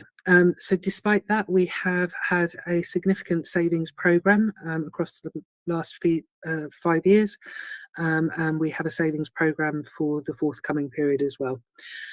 So we've delivered savings in many of our contracted areas, either through contract efficiencies or through increasing the funding that we're able to attract from our NHS partners. We're looking at a savings amount of, I think, 6.5 million in the next 3 to 4 years. And Public Health similarly have agreed to a savings target of 3 million. Sorry. So in addition to the savings targets that we've agreed, we also have a range of management actions that we've put in place, including more robust quality assurance processes that continue to save us money across the board, recovery of some of our unused direct payments, reduction in agency staff use, and working with our partners where we have devolved budgets to scrutinise those budgets as well. We also have a range of manifesto commitments. I won't read them all out, but we have programmes committed to those and funding to support the delivery of them going forward. So I'll stop there, Chair. Thank you very, oops, apologies. Thank you very much, Helen, and obviously I'm very sorry that you've had to do this COVID, really appreciated. So we'll now move on to our next presentation from Ricardo Hyatt. Welcome, Ricardo, who's the Group Director for Climate, Homes and Economy, and you've got 10 minutes as well for your presentation. Thank you. Good evening. Thank you very much, Chair. So I'll try and rattle through as much as I can, but I've got to cover both General Fund and HRE, so I'll do my best. So the first slide here outlines some of the key strategic plan priorities for the Directorate. There's an outline here of the sheer number of manifesto commitments that sit within this Directorate, and were I to name all of them, I'd probably blow my 10 minutes. So just to outline the sheer number of commitments outlined that are associated with the various services across the Directorate. In summary, there are 3 key elements under which the number of manifesto commitments and strategic plan priorities reside. So you've heard a number of times tonight the climate action plan referenced. And alongside that, a 3-year implementation plan to bring forward some of the key actions where we can deliver the greatest impact to address the climate crisis. There's also a key priority to deliver a modern housing service which prioritises the needs of residents, and delivering much needed council homes and helping to grow and deliver an inclusive economy that benefits all in the borough. There are also a number of key partnerships at the borough that the Directorate leads on, notably the board, and also there is a link to the Community Safety Partnership. And beyond that, looking forward, one of the key priorities for the Directorate is to reinvigorate our engagement with businesses, to make new connections with the larger businesses, but to also work with smaller and SME entities to support them to grow, and thereby benefiting the local economy. And finally, in delivery, it's worth bearing in mind the size of the Directorate and the need for us to learn from all of the things that we do. And we're not going to be perfect all the time, but in order to deliver services that benefit such as everyone in the Directorate, in the borough, all residents, it's important that we ensure that we are learning from a daily practice. Next slide, please. Cool. So just running through the different services across the Directorate. So the street scene service, responsible for looking after our elements of our public realm and our highways, maintaining them, ensuring that repairs and drainage responsibilities are undertaken. Service within the general fund that has by far the biggest budget is environmental operations. And again, this is a service which serves all residents across the borough, ensuring that our streets are clean. We're maximising recycling of domestic and commercial waste, and we're promoting the delivering on some of our key climate change projects. We've also got parking and markets, which is one of those services in the Directorate, which generates a significant amount of income, hence the net net figure there of £60 million of income for the current year. Also got leisure, parks and green spaces, does exactly what it says on the tin, looks after our parks and green spaces and leisure centres, also has some responsibility for arranging and putting on sporting and physical events across the borough. Planning and building control, responsible for, well actually a tool to help grow, to encourage growth in the borough. And looking after our built environment, community safety and enforcement. And there's been some really remarkable work done by our integrated gangs unit, for example, over the last 10 years or so. And responsibility for all of that work alongside our enforcement and business regulation activities sits within that service. We've also got economy regeneration and new homes, focused on estate regeneration, delivery of affordable housing, area regeneration, and of course our inclusive economy strategy, employment skills and adult learning. The bulk of this service is externally funded, but there is an element here that is funded via internal resources. And then Housing General Fund, this basically reflects this is a net nil budget because it's entirely funded from right to buy receipts and other and rents associated with our traveller sites. And then there is an element there of funding to help bring all of this together across the Directorate.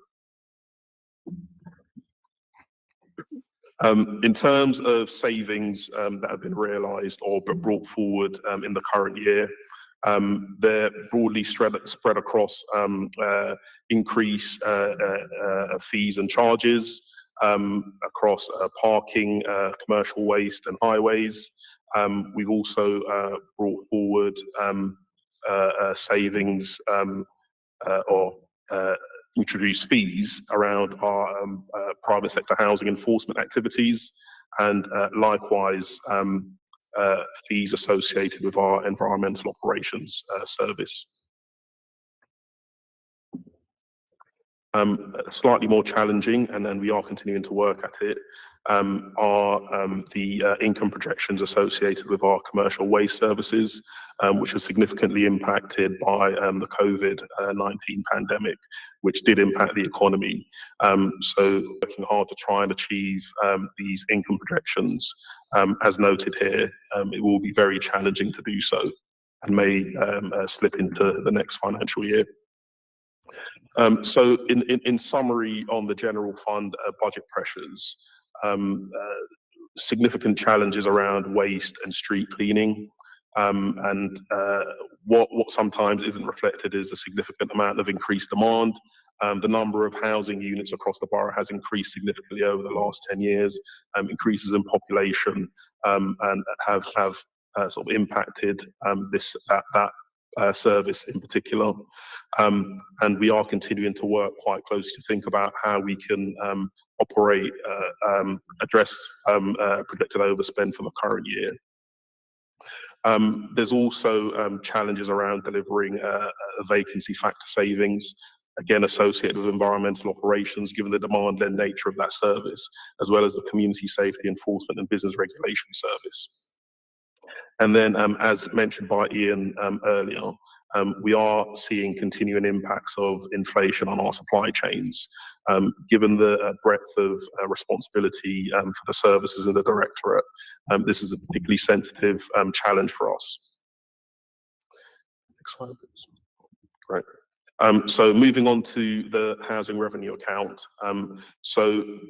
The services which make up the housing revenue account contribute to the housing revenue account budget are tenancy and leasehold service, and this relates to rents, rent arrears. Sorry to interrupt, Ricard, just to let you know you've got 2 minutes. Okay, I'll be as quick as I can. Assisting tenants with sustaining their tenancies, and we've got tenants and leaseholder services, and as you can see there, significant amount of expenditure that goes into that. Likewise, repairs and maintenance. Estate services, planned asset maintenance, transformation function, and essential housing finance and resources which links to housing finance team, corporate housing services, overheads, and depreciation of assets. So in terms of how we've managed to deliver a balanced budget or hoping to deliver a balanced budget for 23-24, this table outlines the items that we've had to identify to bring forward savings. By far the biggest one being the reduction in the revenue contribution to capital outlay. And then summarise the budget pressures for the HRA. There is an ongoing challenge around the need to maintain and improve rent collection rates. We are also working hard to mitigate the impact of inflation on materials, particularly in regards to repairs and maintenance and our supply chain. The local government pay award is a pressure for the service, and as currently forecast for the current year is slightly above.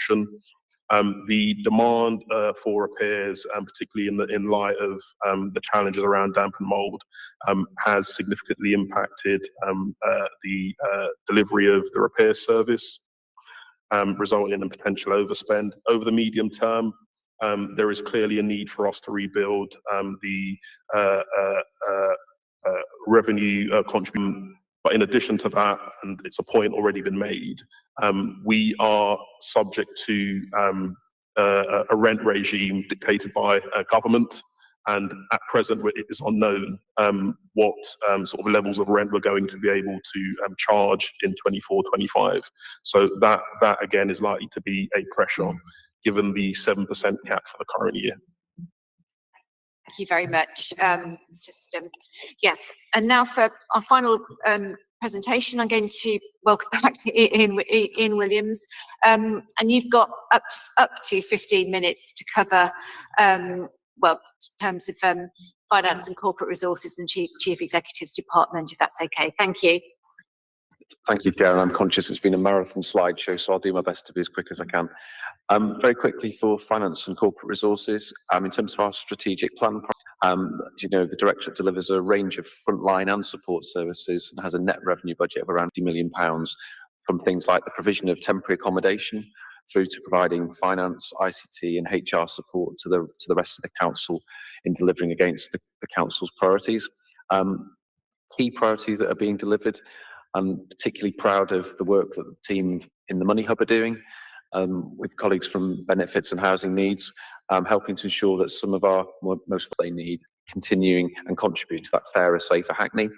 Director also leads on the sustainable procurement strategy, supporting Councillor Chapman at corporate CPC and insourcing committee, hosting the energy unit, and is developing the Hackney Light and Power team, playing also a key part, I think, in supporting that greener, healthier Hackney. And I think you'll be really pioneering in terms of those successful and securing, enabling us to really step up our investment in retrofit, not just of council stock, but of corporate buildings as well. Director also planning approach and the annual budget setting process, recognising that it's a council-wide effort requiring a cross-council approach to deliver against our statutory obligations to set that balanced budget. The key budget areas, no surprise to a number of people in this room who are a member of Audit Committee. Our Audit and Anti-Fraud team does great work providing assurance on the council's controlled environment, undertaking a number of reviews and testing of key systems, processes and leads on the council's approach to risk management arrangements. Also does a base supporting colleagues across the council, but in particular that work we do on securing illegal sublets of tenancies. And over the last decade or so, we've secured properties of over 1,000 units, which ultimately have been able to be added back to the list, something which is a great achievement. Financial management and financial support, I don't think needs any real introduction to people in this room, but just to remind us that actually also hosts the Pensions, Treasury Management and Insurance Service that does great work managing the council's pension fund. Human resources and organisational development probably doesn't need much explanation. That's where HR advice policies are developed and great support is provided in relation to organisational development. Revenues is the team that collects council rates, but also more recently has been has reverted in many ways when we were working closely with colleagues in regeneration to pay out the support to not just residents but also to businesses as well. Significant hundreds of millions of pounds it was during the pandemic. That delivers not just the administration of housing benefits but also manages the council's housing register, PA, including our in-house hostel provision, of which we've expanded it significantly over the last 5 years, but also provides homelessness advice and support for people who are rough sleeping. The model for financial support through the Money Hub is still in its relatively early stages, but overall financial position report, which we take to Cabinet each month, is achieving significant return on the investment that's being made. Customer services, the operation of the council's contact centre, face-to-face customer services, provision to the rear of this building, as well as the management of the council's web platforms and professional leadership for user-centred service design. These buildings wouldn't operate without facilities management. I think we're very fortunate in Hackney to have probably one of the best, if not in the country, in terms of the provision of facilities and the quality of what we have in this building and in the corporate buildings behind us. And finally, support services, work done to make sure that the compliance control and training that the administration of nearly £300 million of benefits requires, as well as the compliance with temporary accommodation, income management, cash office and business support is very important. Registration services, not a day goes by without yet another event to celebrate in this building in terms of weddings. Registration of births, obviously a place that also has to be the place for registering deaths, but you know, I think what we see on certainly Thursdays and Fridays is significant activity around weddings, particularly at this time of the year. Our ICT service is where management of the council's ICT platforms held, and this includes workplace technology devices, Wi-Fi, email, and telephony. Our procurement service develops policy on and supports procurement and insourcing across the council, helping to ensure value for money, and also incorporates the council's energy management unit. Turning to strategic property, manage is a range of services aligned to our corporate estate and wider commercial ECS lettings. And over the last decade, one of the big activities this team's undertaken is significantly increasing the commercial income we generate from our corporate estate, which has obviously been of great assistance to us in terms of helping mitigate the reductions in external government funding. Also wanted to touch very quickly, if that's okay, Chair, on the pension fund. Again, a number of people in this room have been long-standing members of Pensions Committee. The Director oversees the pension fund, which is part of the local government through to Pensions Committee, and it's responsible ultimately for the strategic decision-making for the Hackney Pension Fund, including setting the overall fund's investment strategy. Funds assets as at 31st of March 2023 were just under £2 billion. We obviously manage a lot of those resources using external managers. And it's probably worth noting the council has currently in the Hackney Fund 23,000 scheme members comprising employees and deferred members and pensioners. The pension fund is to generate sufficient money to continue paying out pensions and other related benefits as they fall due.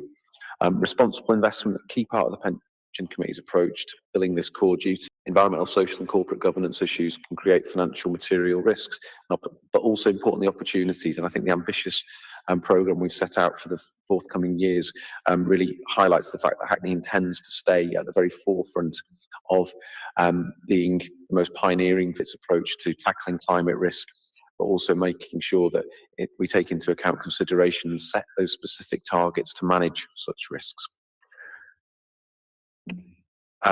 This just summarises some of the savings that have been generated for the forthcoming, for the current financial year.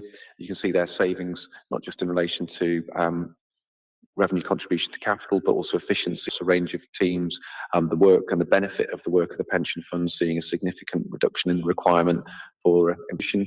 So we're able to reduce the rate on the back of the triennial valuation. I always encourage people to make sure they've signed up for an e-bill through their council tax, and then some further savings in some of the support teams.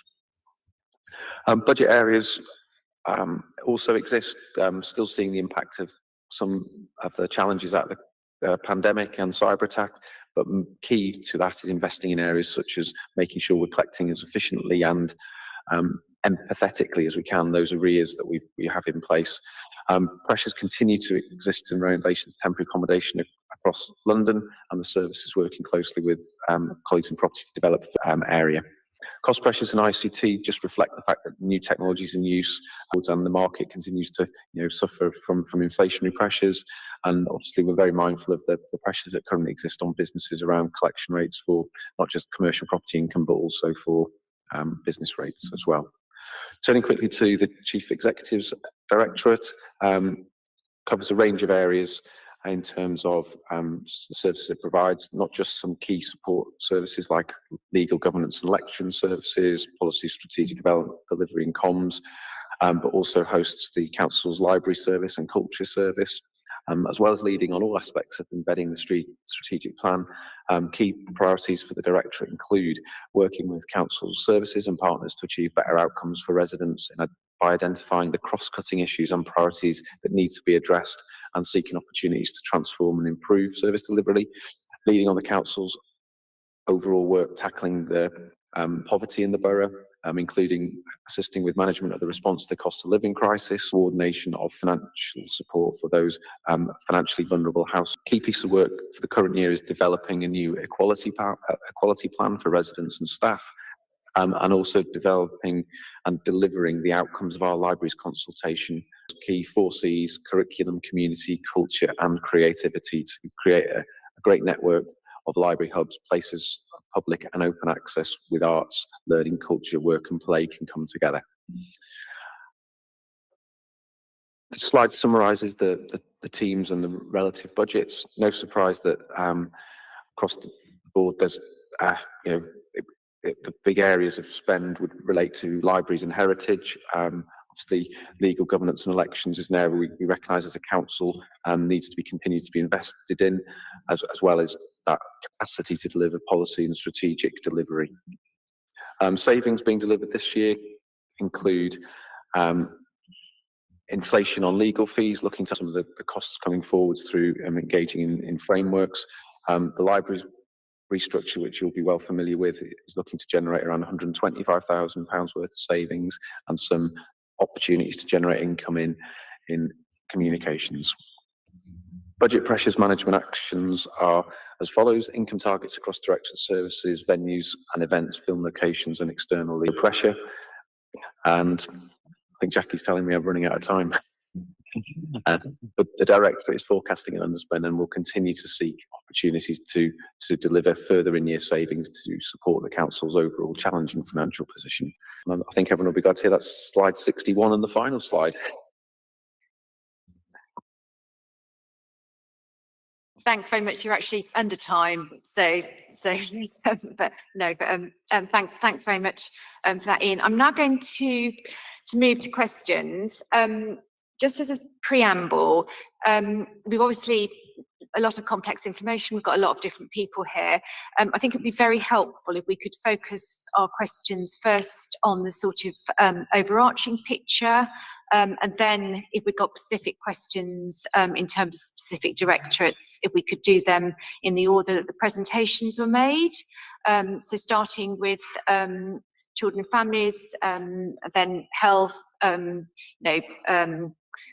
homes, climate and then Ian's presentation. So we can just try and stick to that structure. I know that cabinet members, thank you very much for coming. I know you've been sitting very patiently there and haven't been asked to speak. I mean, if you obviously please indicate if you want to come in response to the questions. I'm going to start off really with some overarching questions, then I'll take if anyone else has got overarching questions, I'll take them now, and then we'll move through the structure I've indicated, if that's okay. So my first question is really for obviously Ian and Jackie and the cabinet member. Can you just really please explain to us in a little bit more detail how budgetary resources are allocated across the directorates, and what sort of principles that you follow allocation of resources? How does the allocation of resources compare with our statistical neighbours and other sort of comparable councils? And what is the, are you aware of any divergence, and what is the reason for that? And 30 questions, but you've indicated there are 12 areas of spend that you're looking at. Can you please give us a bit more detail about how they've been identified and what the process is going forward? So I know that's 3 questions. If you want me to go through them again, I will do. But so if you start off with those, then I'll come in and have a round of any other sort of overarching questions. Thank you. Yeah, well, I'll leave the office to answer the questions about facts and figures, but it's just worth for the panel that in the end it's a political decision as to where we put our, obviously with statutory commitments and that we'll have to meet. And we had a long discussion tonight on the adult and children's social care areas where there are big pressures and big demands. But actually the allocation of resources is essentially a political decision over our priorities as set out in our manifestos and our strategic plan. And when we look at it, obviously, when we're looking at these exercises now for the savings and things, everyone in the room will be very much focused on protecting frontline services and the residents of Hackney. We do extensively look at benchmarking of other local institutions, and in fact the basis of the 12 areas started on, we discussed with you, was it probably 18 months ago now, the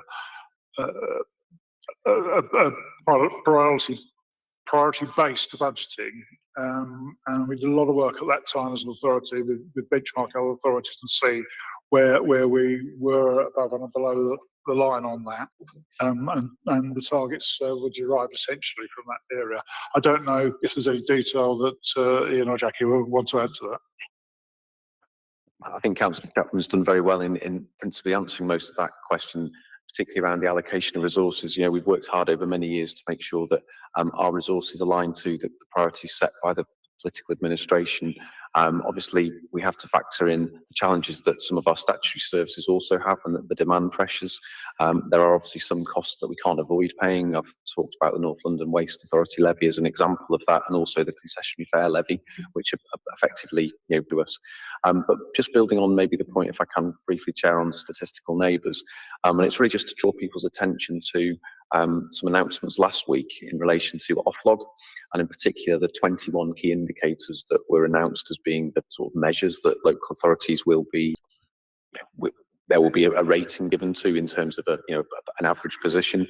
In terms of the financial ones, I think it's just worth us reminding ourselves that Hackney still is, as an authority, receives not an insignificant amount of money per resident compared to other authorities.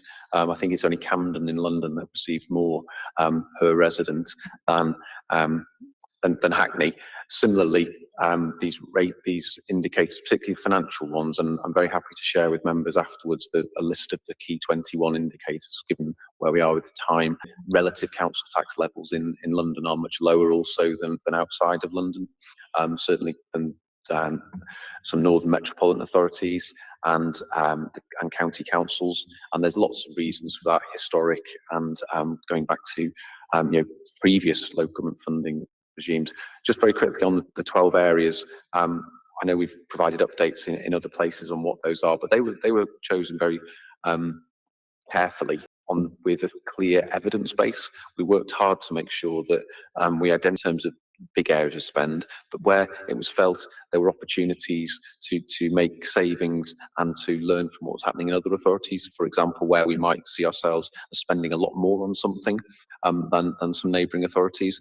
And that's not to say that might necessarily lead to us racing to spend the same as other people, but I do think it's really important that we understand where we are spending significantly more, or in some cases less than other places, why that is the case. And there are lots of reasons when you dig into the numbers. Some can be purely historical and can be due to, for example, particular financial arrangements that some councils may have. I know when I've looked at some statistics from some neighbouring authorities, if they're in expensive PFI contracts for example, schools, that can distort the figures, or others. Thankfully, we don't have any of that in our Building Schools for the Future programme. But no, there's a real clear evidence base for how those 12 areas were co-produced, working very closely with the Mayor and his Cabinet to bring those forward. Thank you. Thank you very much. Are there any other more general questions? Councillor Hayhurst? Lynch, did you have one? Yeah, thanks. I suppose building on from Councillor Gordon's question, which I think you partly answered, but just, so, I mean, this is also a historic point as well. I mean, I suppose my sort of fear is to say that adult social care has proportionately taken a bigger hit over the last 10 years with the 140 million. I'm just wondering what, I'm just throwing that out there.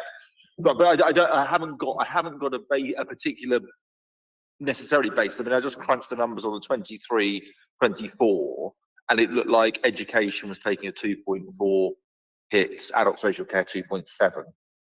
I mean, I've just taken 1 year there on quite a crude analysis. But have you, I mean, and I'm open to sort of being told no, that's not right. But have you sort of done that trajectory over sort of the last 10 years, vis-a-vis how much has been taken out of different directions? And I appreciate there may well be points for that, like, you know, and for all the reasons you just said. But just to have some sort of transparency on that vis-a-vis different directorates was one question. Two, to Jackie's presentation, which isn't specific, Chair, just on the statutory override, how does this work in sort of particular financial terms? And is this to do with the sort of the send money? And what's the risk? I mean, that a government doesn't say it doesn't continue post March 26 and we've suddenly got to find it. Now that may be unlikely for a whole host of reasons, political reasons, but just how does it work in the practical terms? Is it ring fenced to send, and what's the risk? And the third sort of overarching point is on the capital programme being majority made up of borrowing. What's the uncertain risk there? I guess to be certain amounts of borrowing that's on sort of fixed rates that we know we can maybe pay back within a certain period. But what sort of percentage are we open to maybe more variable rates where there is a significant risk to us as a council in that borrowing aspect? Or have I sort of slightly misunderstood that component? So if I make a start on some of those, if that's okay, Chair, 'cause there's quite a bit in there, isn't there? In terms of the work we've done over many years to always be clear about where savings come from, but also importantly where growth's gone in as well. And I think it's also important to bear in mind that at the same time the funding the council receives has changed. So what we've seen consistently for a number of years is, for example, whilst we talk here very much about council tax in its absolute increase level. So if we take as an example what happened for this current financial year, we were allowed to, in aggregate terms, raise council tax by 4.99%. But the reality of that was, within there was an allowance for what government terms the adult social care precept, which has now been in place for many years. And what we've always consistently demonstrated is that the money we've raised in relation to that through council tax and that's been supported by is basically spent on provision in adult social care. In addition to that, the social care grants we receive, particularly at year end, we've made sure that that resource has gone straight into the service budget. And some of these presentations may not capture all of that. I know from certainly when austerity, what we saw consistently was not just what some services, but I also think that term is quite derogatory. Actually, it's key support services. But also it's important to bear in mind that there have been opportunities for us to actually generate income as well. So the council's policies, and particularly in terms of the rollout of CPZs, whilst that accrues effectively as a saving generated by, you know, what was the environment department back in the day in old money, actually, you know, is a gain to the council.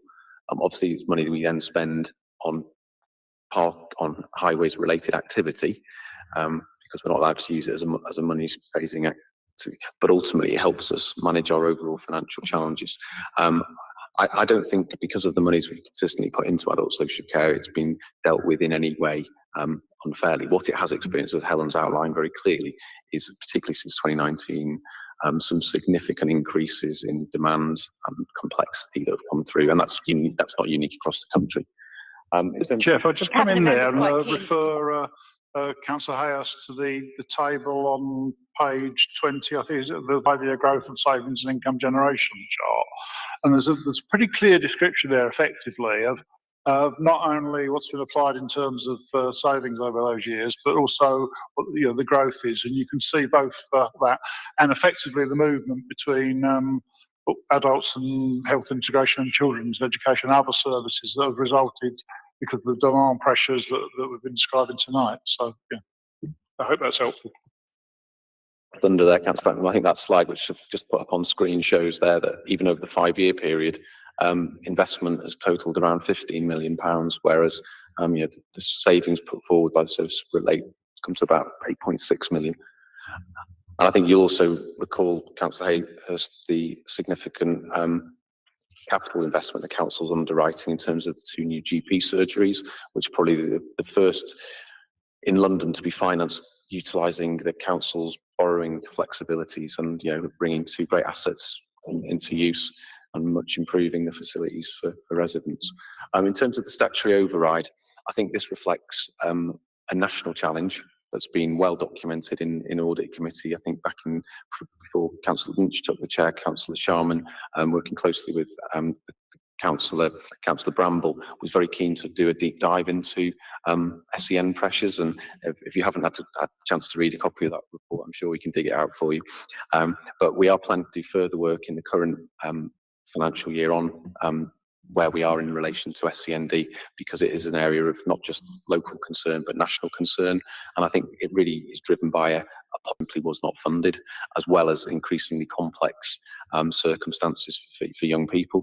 The accounting impact of that, though, means that authorities are accruing significant deficits in relation to their SEND elements of the DSG budget, and what they're being allowed to do is effectively create on the balance sheet a negative reserve.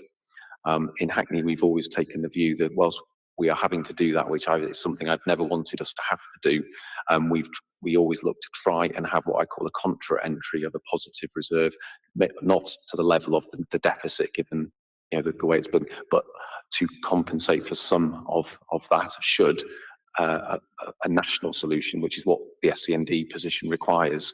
I think nationally across the country, SEND deficits are running to about £1 billion. 6, yeah, okay. Yes, in through an annual of that. So you're seeing some real significant financial pressures.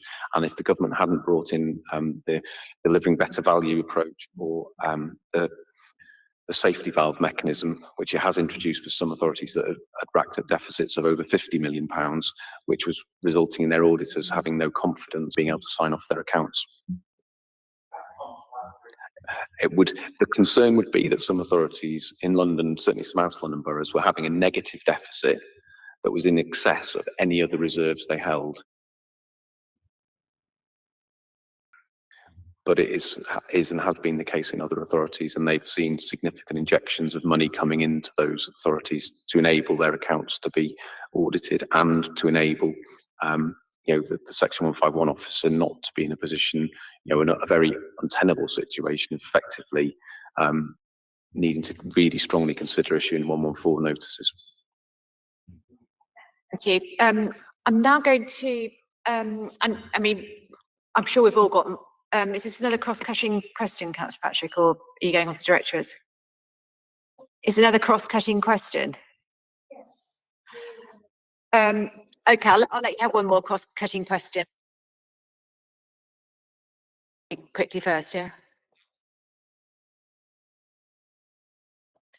I think I wanted to draw back really the points that Ian was making to the question around the 12 areas and the choice of those 12 areas as a point of assurance, really, because not only do we need to make savings, but there is an invest to save approach. There is no doubt that in areas of pressure, particularly around SEND, around some of the services that we offer to our younger children, that we are not able to retain a budget that sort of, as the phrase you often use, we can't wipe its own face, sometimes some of the services that we offer.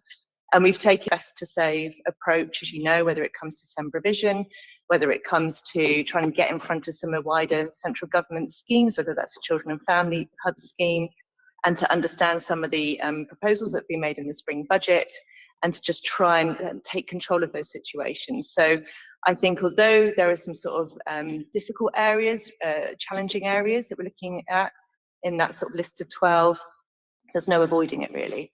And I think what we just need to make sure we can do is invest at the same time as kind of make those savings. Thank you. Just before I let Councillor Patrick come in, just to maybe probe that a little bit.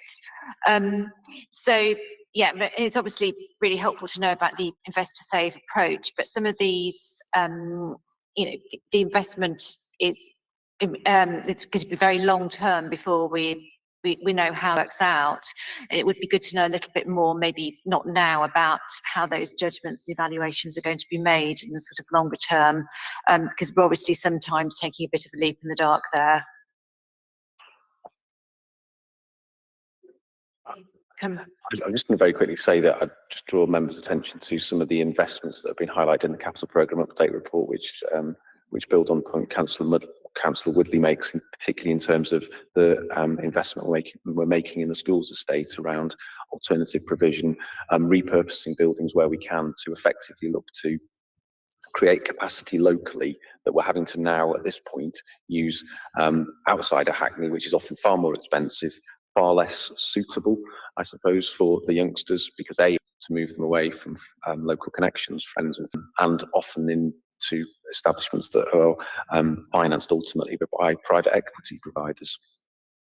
I mean, it would be really, yeah, that's really helpful, and be really good to know, to have that sort of detail and background when we're looking at that a bit more. Sorry, Councillor Patrick, I interrupted you, and you.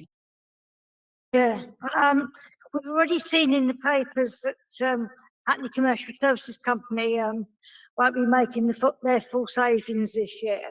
I know we're only just over the first quarter, but I just wonder whether we are on course to make the savings that we've planned for this year, and also whether there's any early savings we can make for next year, and whether there's any problems in any particular directorates that already know there's significant overspends that may not be able to be clawed back.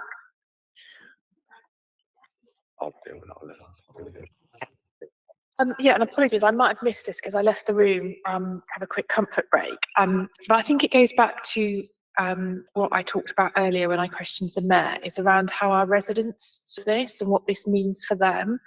And I think I know I have been very consistent about this as a member around how we are very clear around what our and what we would like to do as well. And I think there's been times before when we've had to tackle tricky funding issues that people and our residents aren't actually aware that actually we don't have a statutory duty sometimes to provide these services, and that actually when we are facing some of the deficits that we've heard about tonight, I think we need to be very clear as political members and also as a within any communication we do with our residents, clear around this as well, because I think that sort of sets expectations, and I think it goes back to what Mayor Granville said about sort of the work that Councillor Mackenzie is doing around what residents actually want and what they want us to invest in as well. And I think that's sort of reflective of other councils who've taken that approach around looking around sort of what do you want, what shall we fund as a council. So I think that's just really important around us talking about this in a chamber, people watching it online, but actually what does that mean to people that are shopping or living in Hackney or what have you? What does that mean for them and what they can expect? Thank you, Councillor Lynch. I don't know, Councillor Chapman, do you want to respond? Yeah, I can respond to the second question first. Yeah, I think that's a really well made point, and we are discussing with officers and the communications people, doing a much more extensive exercise on this year's budget than we have done in the past, with a view to do exactly that, you know, in the autumn, beginning a process in the autumn where we can talk to our residents about the pressures we're facing and trying to get a better understanding. I mean, you know, we do the reasonable amount of communications around the budgets, and you know, obviously the stuff that comes out at budget time. But we're seriously considering a longer process with a much more deeper and involving a way of doing that. And obviously we'll come back to the scrutiny about that the earliest opportunity. But yes. On the current year's budget, I'm not sure the protocol here, but we'll have the first overall financial position report on this to the cabinet the 24th, I think. Yeah. And I think all I really can say at the moment is that you know, you've seen the pressures we're facing on adults and on children's tonight. And they are featuring this year, and those issues are beginning to show themselves already. I'll give more details in the OFP report next Monday week. Thank you, Councillor. If I just very Patrick's quickly deal question, with Councillor Patrick's question, if that's okay. In terms of actual savings for the current financial year, you'll recall that all the savings that have ultimately been agreed as part of the budget build go through an extensive sort of stress testing and you know, that piece of work that's done not just by the corporate leadership team, but very much in partnership and collaboration with respective cabinet members to test not only are the savings coming forwards deliverable from a policy and a political perspective, but actually from a operational perspective as well, i.e. if there needs to be a major restructure and the whole year effect needs to be in, that restructure, as you know, needs to be well underway before the 1st of April to see that. And I think from what I've seen of all the savings that have been identified, certainly for the current year, a significant number of them are on track. There are some that have some challenges that have materialised due to economic circumstances. You know, I think that the work that the Waste Services team have done to establish the company, which, as you know, is required to enable us, A, to do work outside of the borough, but also to enable us to compete with other boroughs who've got a company who were able to win contracts where they were let by, for example, franchises. So if I take McDonald's as an example, as you know how that would be often done on a franchise basis, but it always struck me as frustrating before we set the company up that the McDonald's in Mare Street at one point had its waste collected by Islington's commercial fleet because they had the owner there has a number of McDonald's, have a contract with one operator. Obviously, what we've now been able to do is compete in that market to make sure that we've now won that contract. But the same principle follows. You know, I can remember I said before that the legislation got tightened around council companies. But I think John's team, as we all remember, John Wheatley and others, was collecting. I think it was the Savoy or the Ritz's commercial waste at one point before it was deemed to probably be not legal at the time without a company. Probably only Councillor Chapman and Councillor Nicholson might remember that story. Hopefully that answers your question. Thank you. Thank you, Ian. We're running out of time for this item, but I did promise directorate-specific questions. So can we just sort of maybe just run through the different directorates if anyone's got any pressing questions they want to bring tonight? So starting with children and young people, Councillor Conway, and any others on children and young people? Thank you very much. I've got three, if that's allowed.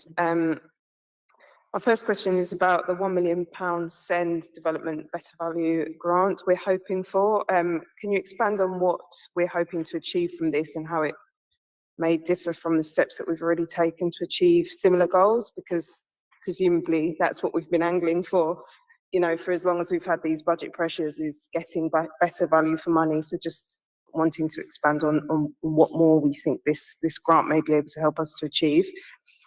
Also, the savings that we're hoping to make with the foster first approach in light of the current situation and the challenges that we're having in the recruitment and retention of our in-house foster carers. The presumption that I'm making is that this would heavily rely on private foster carers, and if not, what are we hoping to do to increase the number of in-house foster carers that we have and that we retain? And then lastly, a question around the cost of accommodating our care leavers. I'm just wondering if we're working with leagues in housing and exploring any investment to save opportunities. I know that from the most recent joint piece of work between the Living in Hackney Scrutiny Commission and Children and Young People Scrutiny Commission, one of the priority groups that's been identified in the forthcoming housing strategy is care leavers.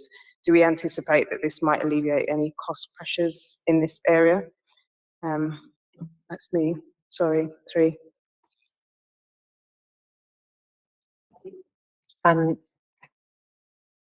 So in respect of the delivering better value, part of the programme is you get access to a lot of SEND advisors from the Department for Education. We're part of a whole, we're in tranche 2, delivering better value, so we get the benefit of the authorities that have gone ahead of us, and we are in a cohort, I think, of 21 authorities. So there's a lot of shared learning. Some of the, so in terms of how we intend to spend the grant, some of it is in terms of what we're going to be doing to help children earlier. So investing stuff in a more early help approach to SEND, so that children don't need to get a plan in order to get access to support. As part of the research that we've done with Newton Europe and SIPFA, we've gained some really helpful insights into what parents value from the education, health and care plan, and it's given us greater insight into what would make a better early help response as well. So thus far, I think we've gained a lot of support and intelligence.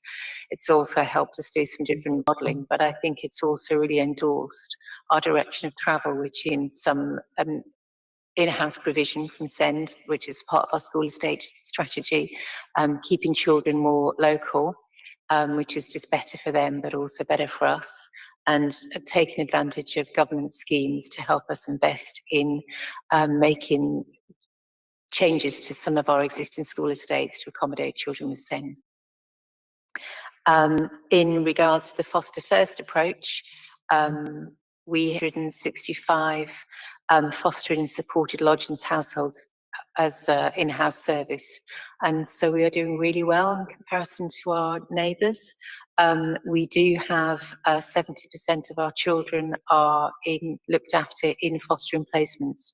Some of them are IFA placements, but they're still considerably less expensive than a residential alternative. And sometimes with some of the IFAs, if you take away the costs you have in your service of supporting fostering families, sometimes the differential isn't so great if you would take it as a unit cost. But we do enjoy having our children looked after by our Hackney foster carers. And I think only about 11% of our carers are living in neighbouring boroughs, so we're quite proud that we've got a lot of local families as well. So our foster first approach really has made a difference You know, we're very assertive about who comes into care and who doesn't, because we recognise it's not always that there can be a lot of pressure to take children into care, but it's not what's going to deliver the right outcome for them. So we, 2 years ago, we had 431 children who were looked after, and currently we have 390. And that's because of really good social work and really good partnership work as well. Yeah, so in terms of our increasing our fostering households, we work very assertively and assiduously about that. We celebrate and we support our foster carers, and we're delighted to have our annual foster carer celebration event tomorrow night. Care leavers. I couldn't read my writing then. As you know, we have been working very closely with our housing colleagues around the housing needs of our care leavers. We know what the challenge is in Hackney of the availability of housing stock. We, in regards with our care leavers, we have a large number of care leavers, and we have a lot of them in supported accommodation. We've entered into a new framework that we engaged young people in helping us choose, so we are more confident in the quality and the standard of support they're getting in their supported lodgings.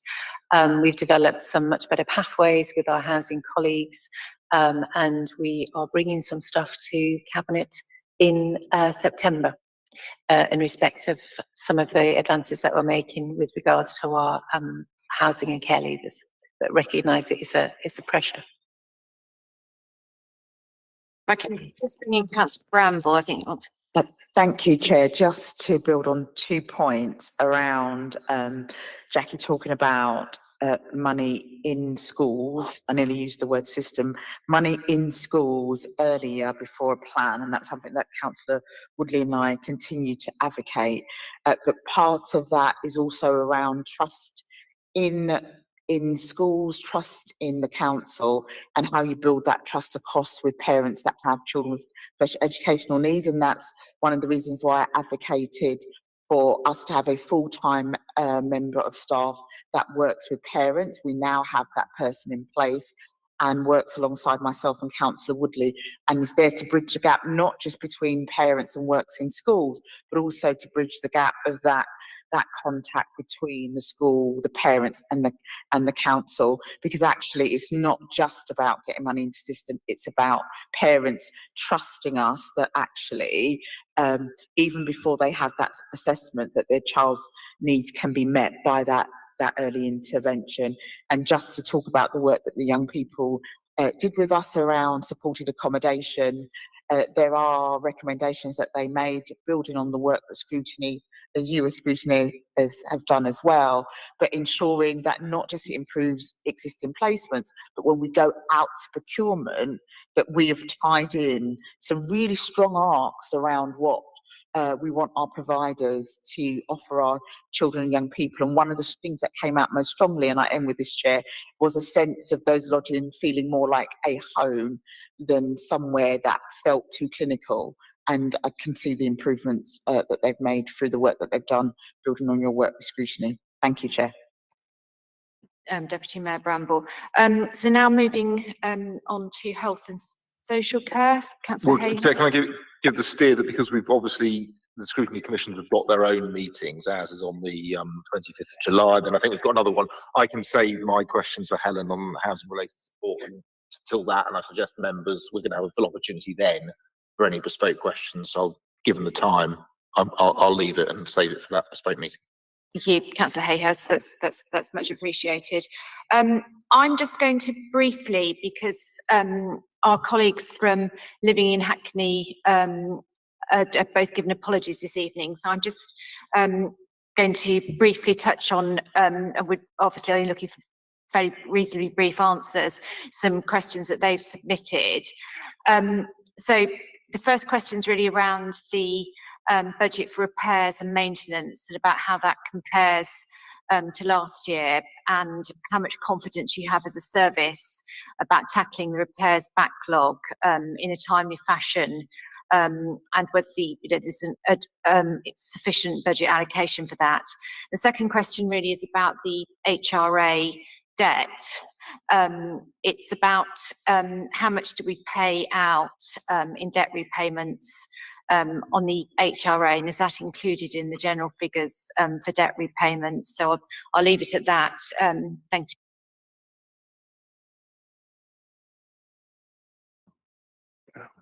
I'll cover off the first question and hand over to colleagues to address the second one. So I think there are two things I'd say. So firstly, we had adjusted or increased the budget for repairs by circa £5 million in comparison to last year to reflect the significant levels of increased demand. So last year there was an overspend on the repairs budget, and hence why we've taken that approach for the current year. I think at present we do feel as though we have made sufficient provision to address all of the demand that we're expecting this year. But I think it's worth saying that prior to it becoming publicly known, the tragic case of the 2-year-old in Rochdale who passed away due to conditions of damp and mould. The level of demand for the service over the autumn and into the winter increased threefold on the previous year. And the reason why I'm flagging that is we've got an autumn and winter ahead this year. And whilst we're planning and trying to learn from our experience last year to prepare, there's always that challenge of not knowing what may come forward. I think in terms of the question on the backlog, so I think there's firstly it's important to flag that the backlog that had been generated through the COVID pandemic period was resolved and dealt with a number of months ago. There are, given the level of demand that we've seen, a working backlog, if you like, and we are working quite hard within the service to resolve that and bring in additional contractors where we've been able to do so, but also continuing to invest in the repair service and our direct labour organisation. But as I say, the levels of demand are significant.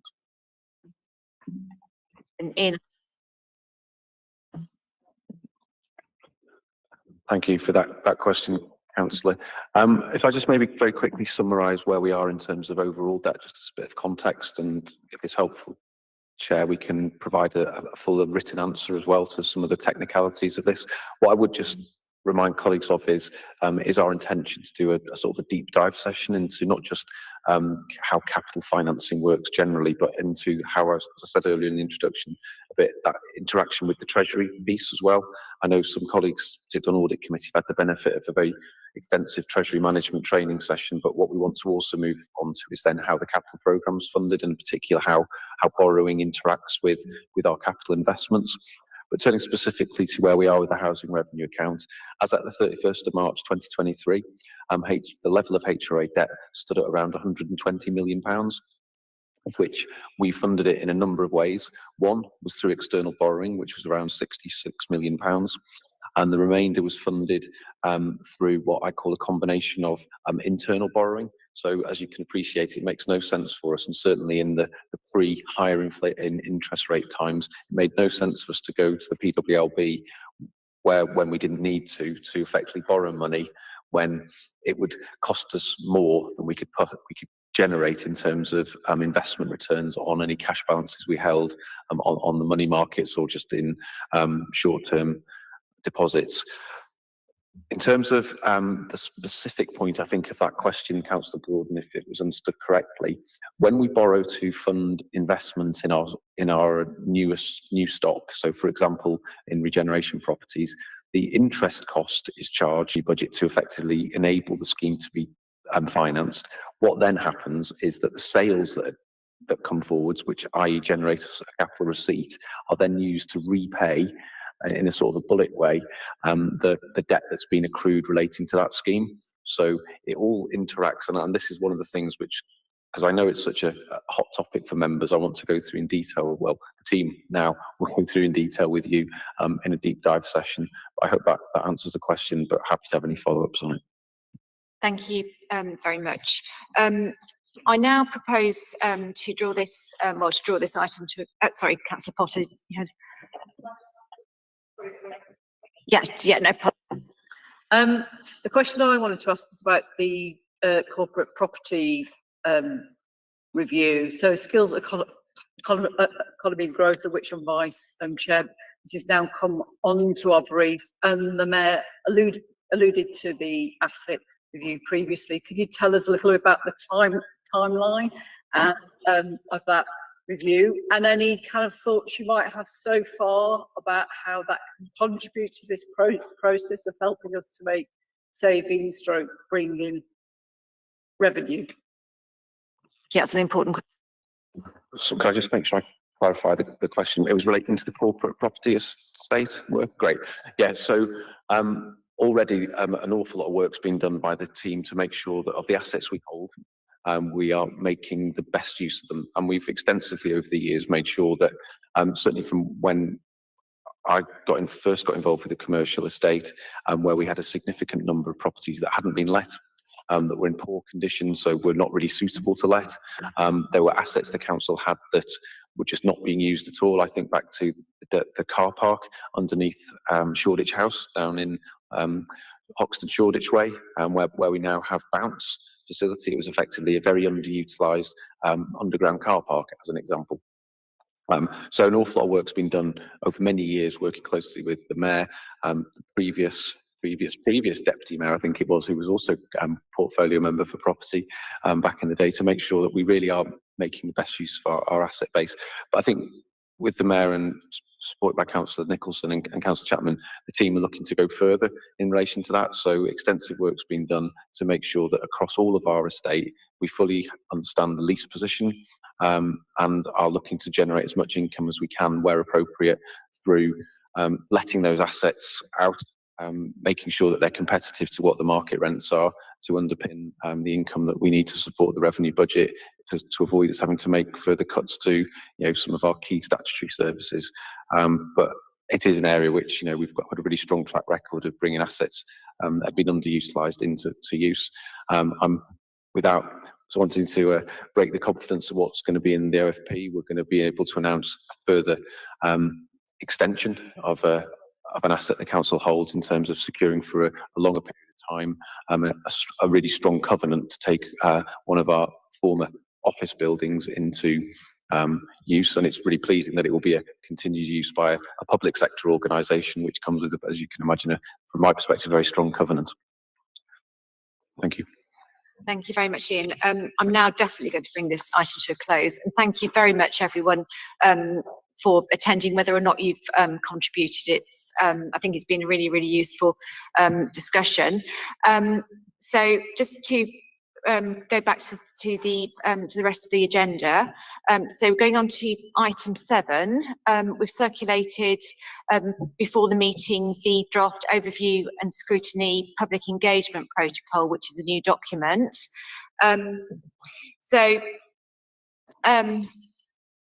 Actually, sorry. Before everybody goes, I was going to say something as any other business. I'll say it now if people are leaving. I just really wanted to acknowledge as well that this is Ian Williams' last scrutiny panel. I'm sorry to embarrass you again, Ian. I think we're all really, really sorry to see you go. I think we all hugely value your contributions and engagements with members. And I think it's, I think it's really important, it's really difficult to overstate your contribution to Hackney as a borough, and, and the real importance of sound financial management to all of us as residents. It's impossible to deliver any services for most vulnerable residents, fulfil any of our ambitions without the sound financial and underpinning that you provided. And we all know that if that's not there, it's our most vulnerable residents that suffer, as history and experience shows us. I think we'll also really miss you. I will miss you on a personal level our sort of frequent meetings. I think we'll all really miss you as a, you know, a very visible and engaged resident of our community, whether you're leading Hackney's team on the half marathon or just, you know, yeah, and throughout all your answers this evening, you've shown your really deep knowledge of Hackney and its people and its, you know, public realm and physical realm. And, you know, and you're somebody we all see you about. I think the people of Liverpool are very, very lucky to have you. Yeah, so, and you'll be missed, so please keep in touch. Thank you much. Thank you very much for those very kind words. And I think, you know, what I would say is I've always really valued the support and the challenge at times that we've received, not just from various scrutiny panels, scrutiny commissions over the years, but also audit committee as well. I think it's a really important aspect of how we work in Hackney, that there is that opportunity to really share and get into the detail of things, not just at scrutiny, but also audit committee. That doesn't exist in all councils. I think it, you know, it really ensures that local democratic aspect of things is fully in play and fully out there. And you'll be pleased to hear I've signed up again for the Hackney Half Marathon in 2024. And I'd encourage anyone who hasn't already to do that. It's still time to train.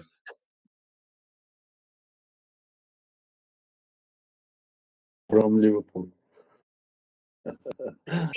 Thank you, everyone. We do have a remaining items of the agenda to get through. Our people depart. Item 7 is our overview and scrutiny public engagement protocol. So I think members have had a chance to review this in advance of the meeting. So very briefly, a key role for us as overview and scrutiny is to ensure that policies and services are shaped to deliver to meet the needs of the local population. I mean, a key element of this as well is engaging and involving the public in scrutiny activity and taking up issues that are of importance to them. So we're here to reflect the voice and concerns of the community. So technological changes have prompted Scrutiny Panel to look at providing guidance and information to support public engagement in the scrutiny process. And the draft protocol is aimed at providing guidance to support scrutiny officers and councillors when using technological methods of communication to capture the voices of service users who may not be able to attend scrutiny meetings. And I'm confident the members will have had an opportunity to review this in advance. So I don't know whether there's any questions or comments or whether agreed.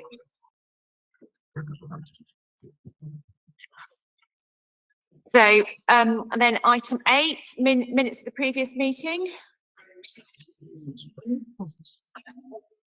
Okay, item 9, scrutiny work programme. Very briefly, we've had an unprecedented level of engagement here, as people have read on the papers, and we've had some really, you know, sort of interesting and helpful suggestions from the public, which have been distributed to commissions. Some of them lie with panel, and some of them lie with commissions. I think we're very, very pleased with how that engagement exercise has gone. Obviously, we're always looking for, you know, continuous improvement, but I think it's we've got a really helpful and fruitful list. I don't know whether people have got any comments on the list. Councillor Patrick. Yeah, what's going to happen with them? I mean, a lot of them are similar themes.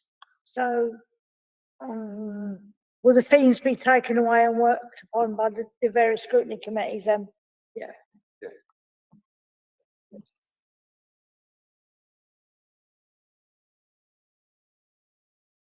So item 10 is any other business. Thank you very much, everybody. Sorry, it's been such a long evening. End the recording. And thank you very much, everyone attending online. And it's really great.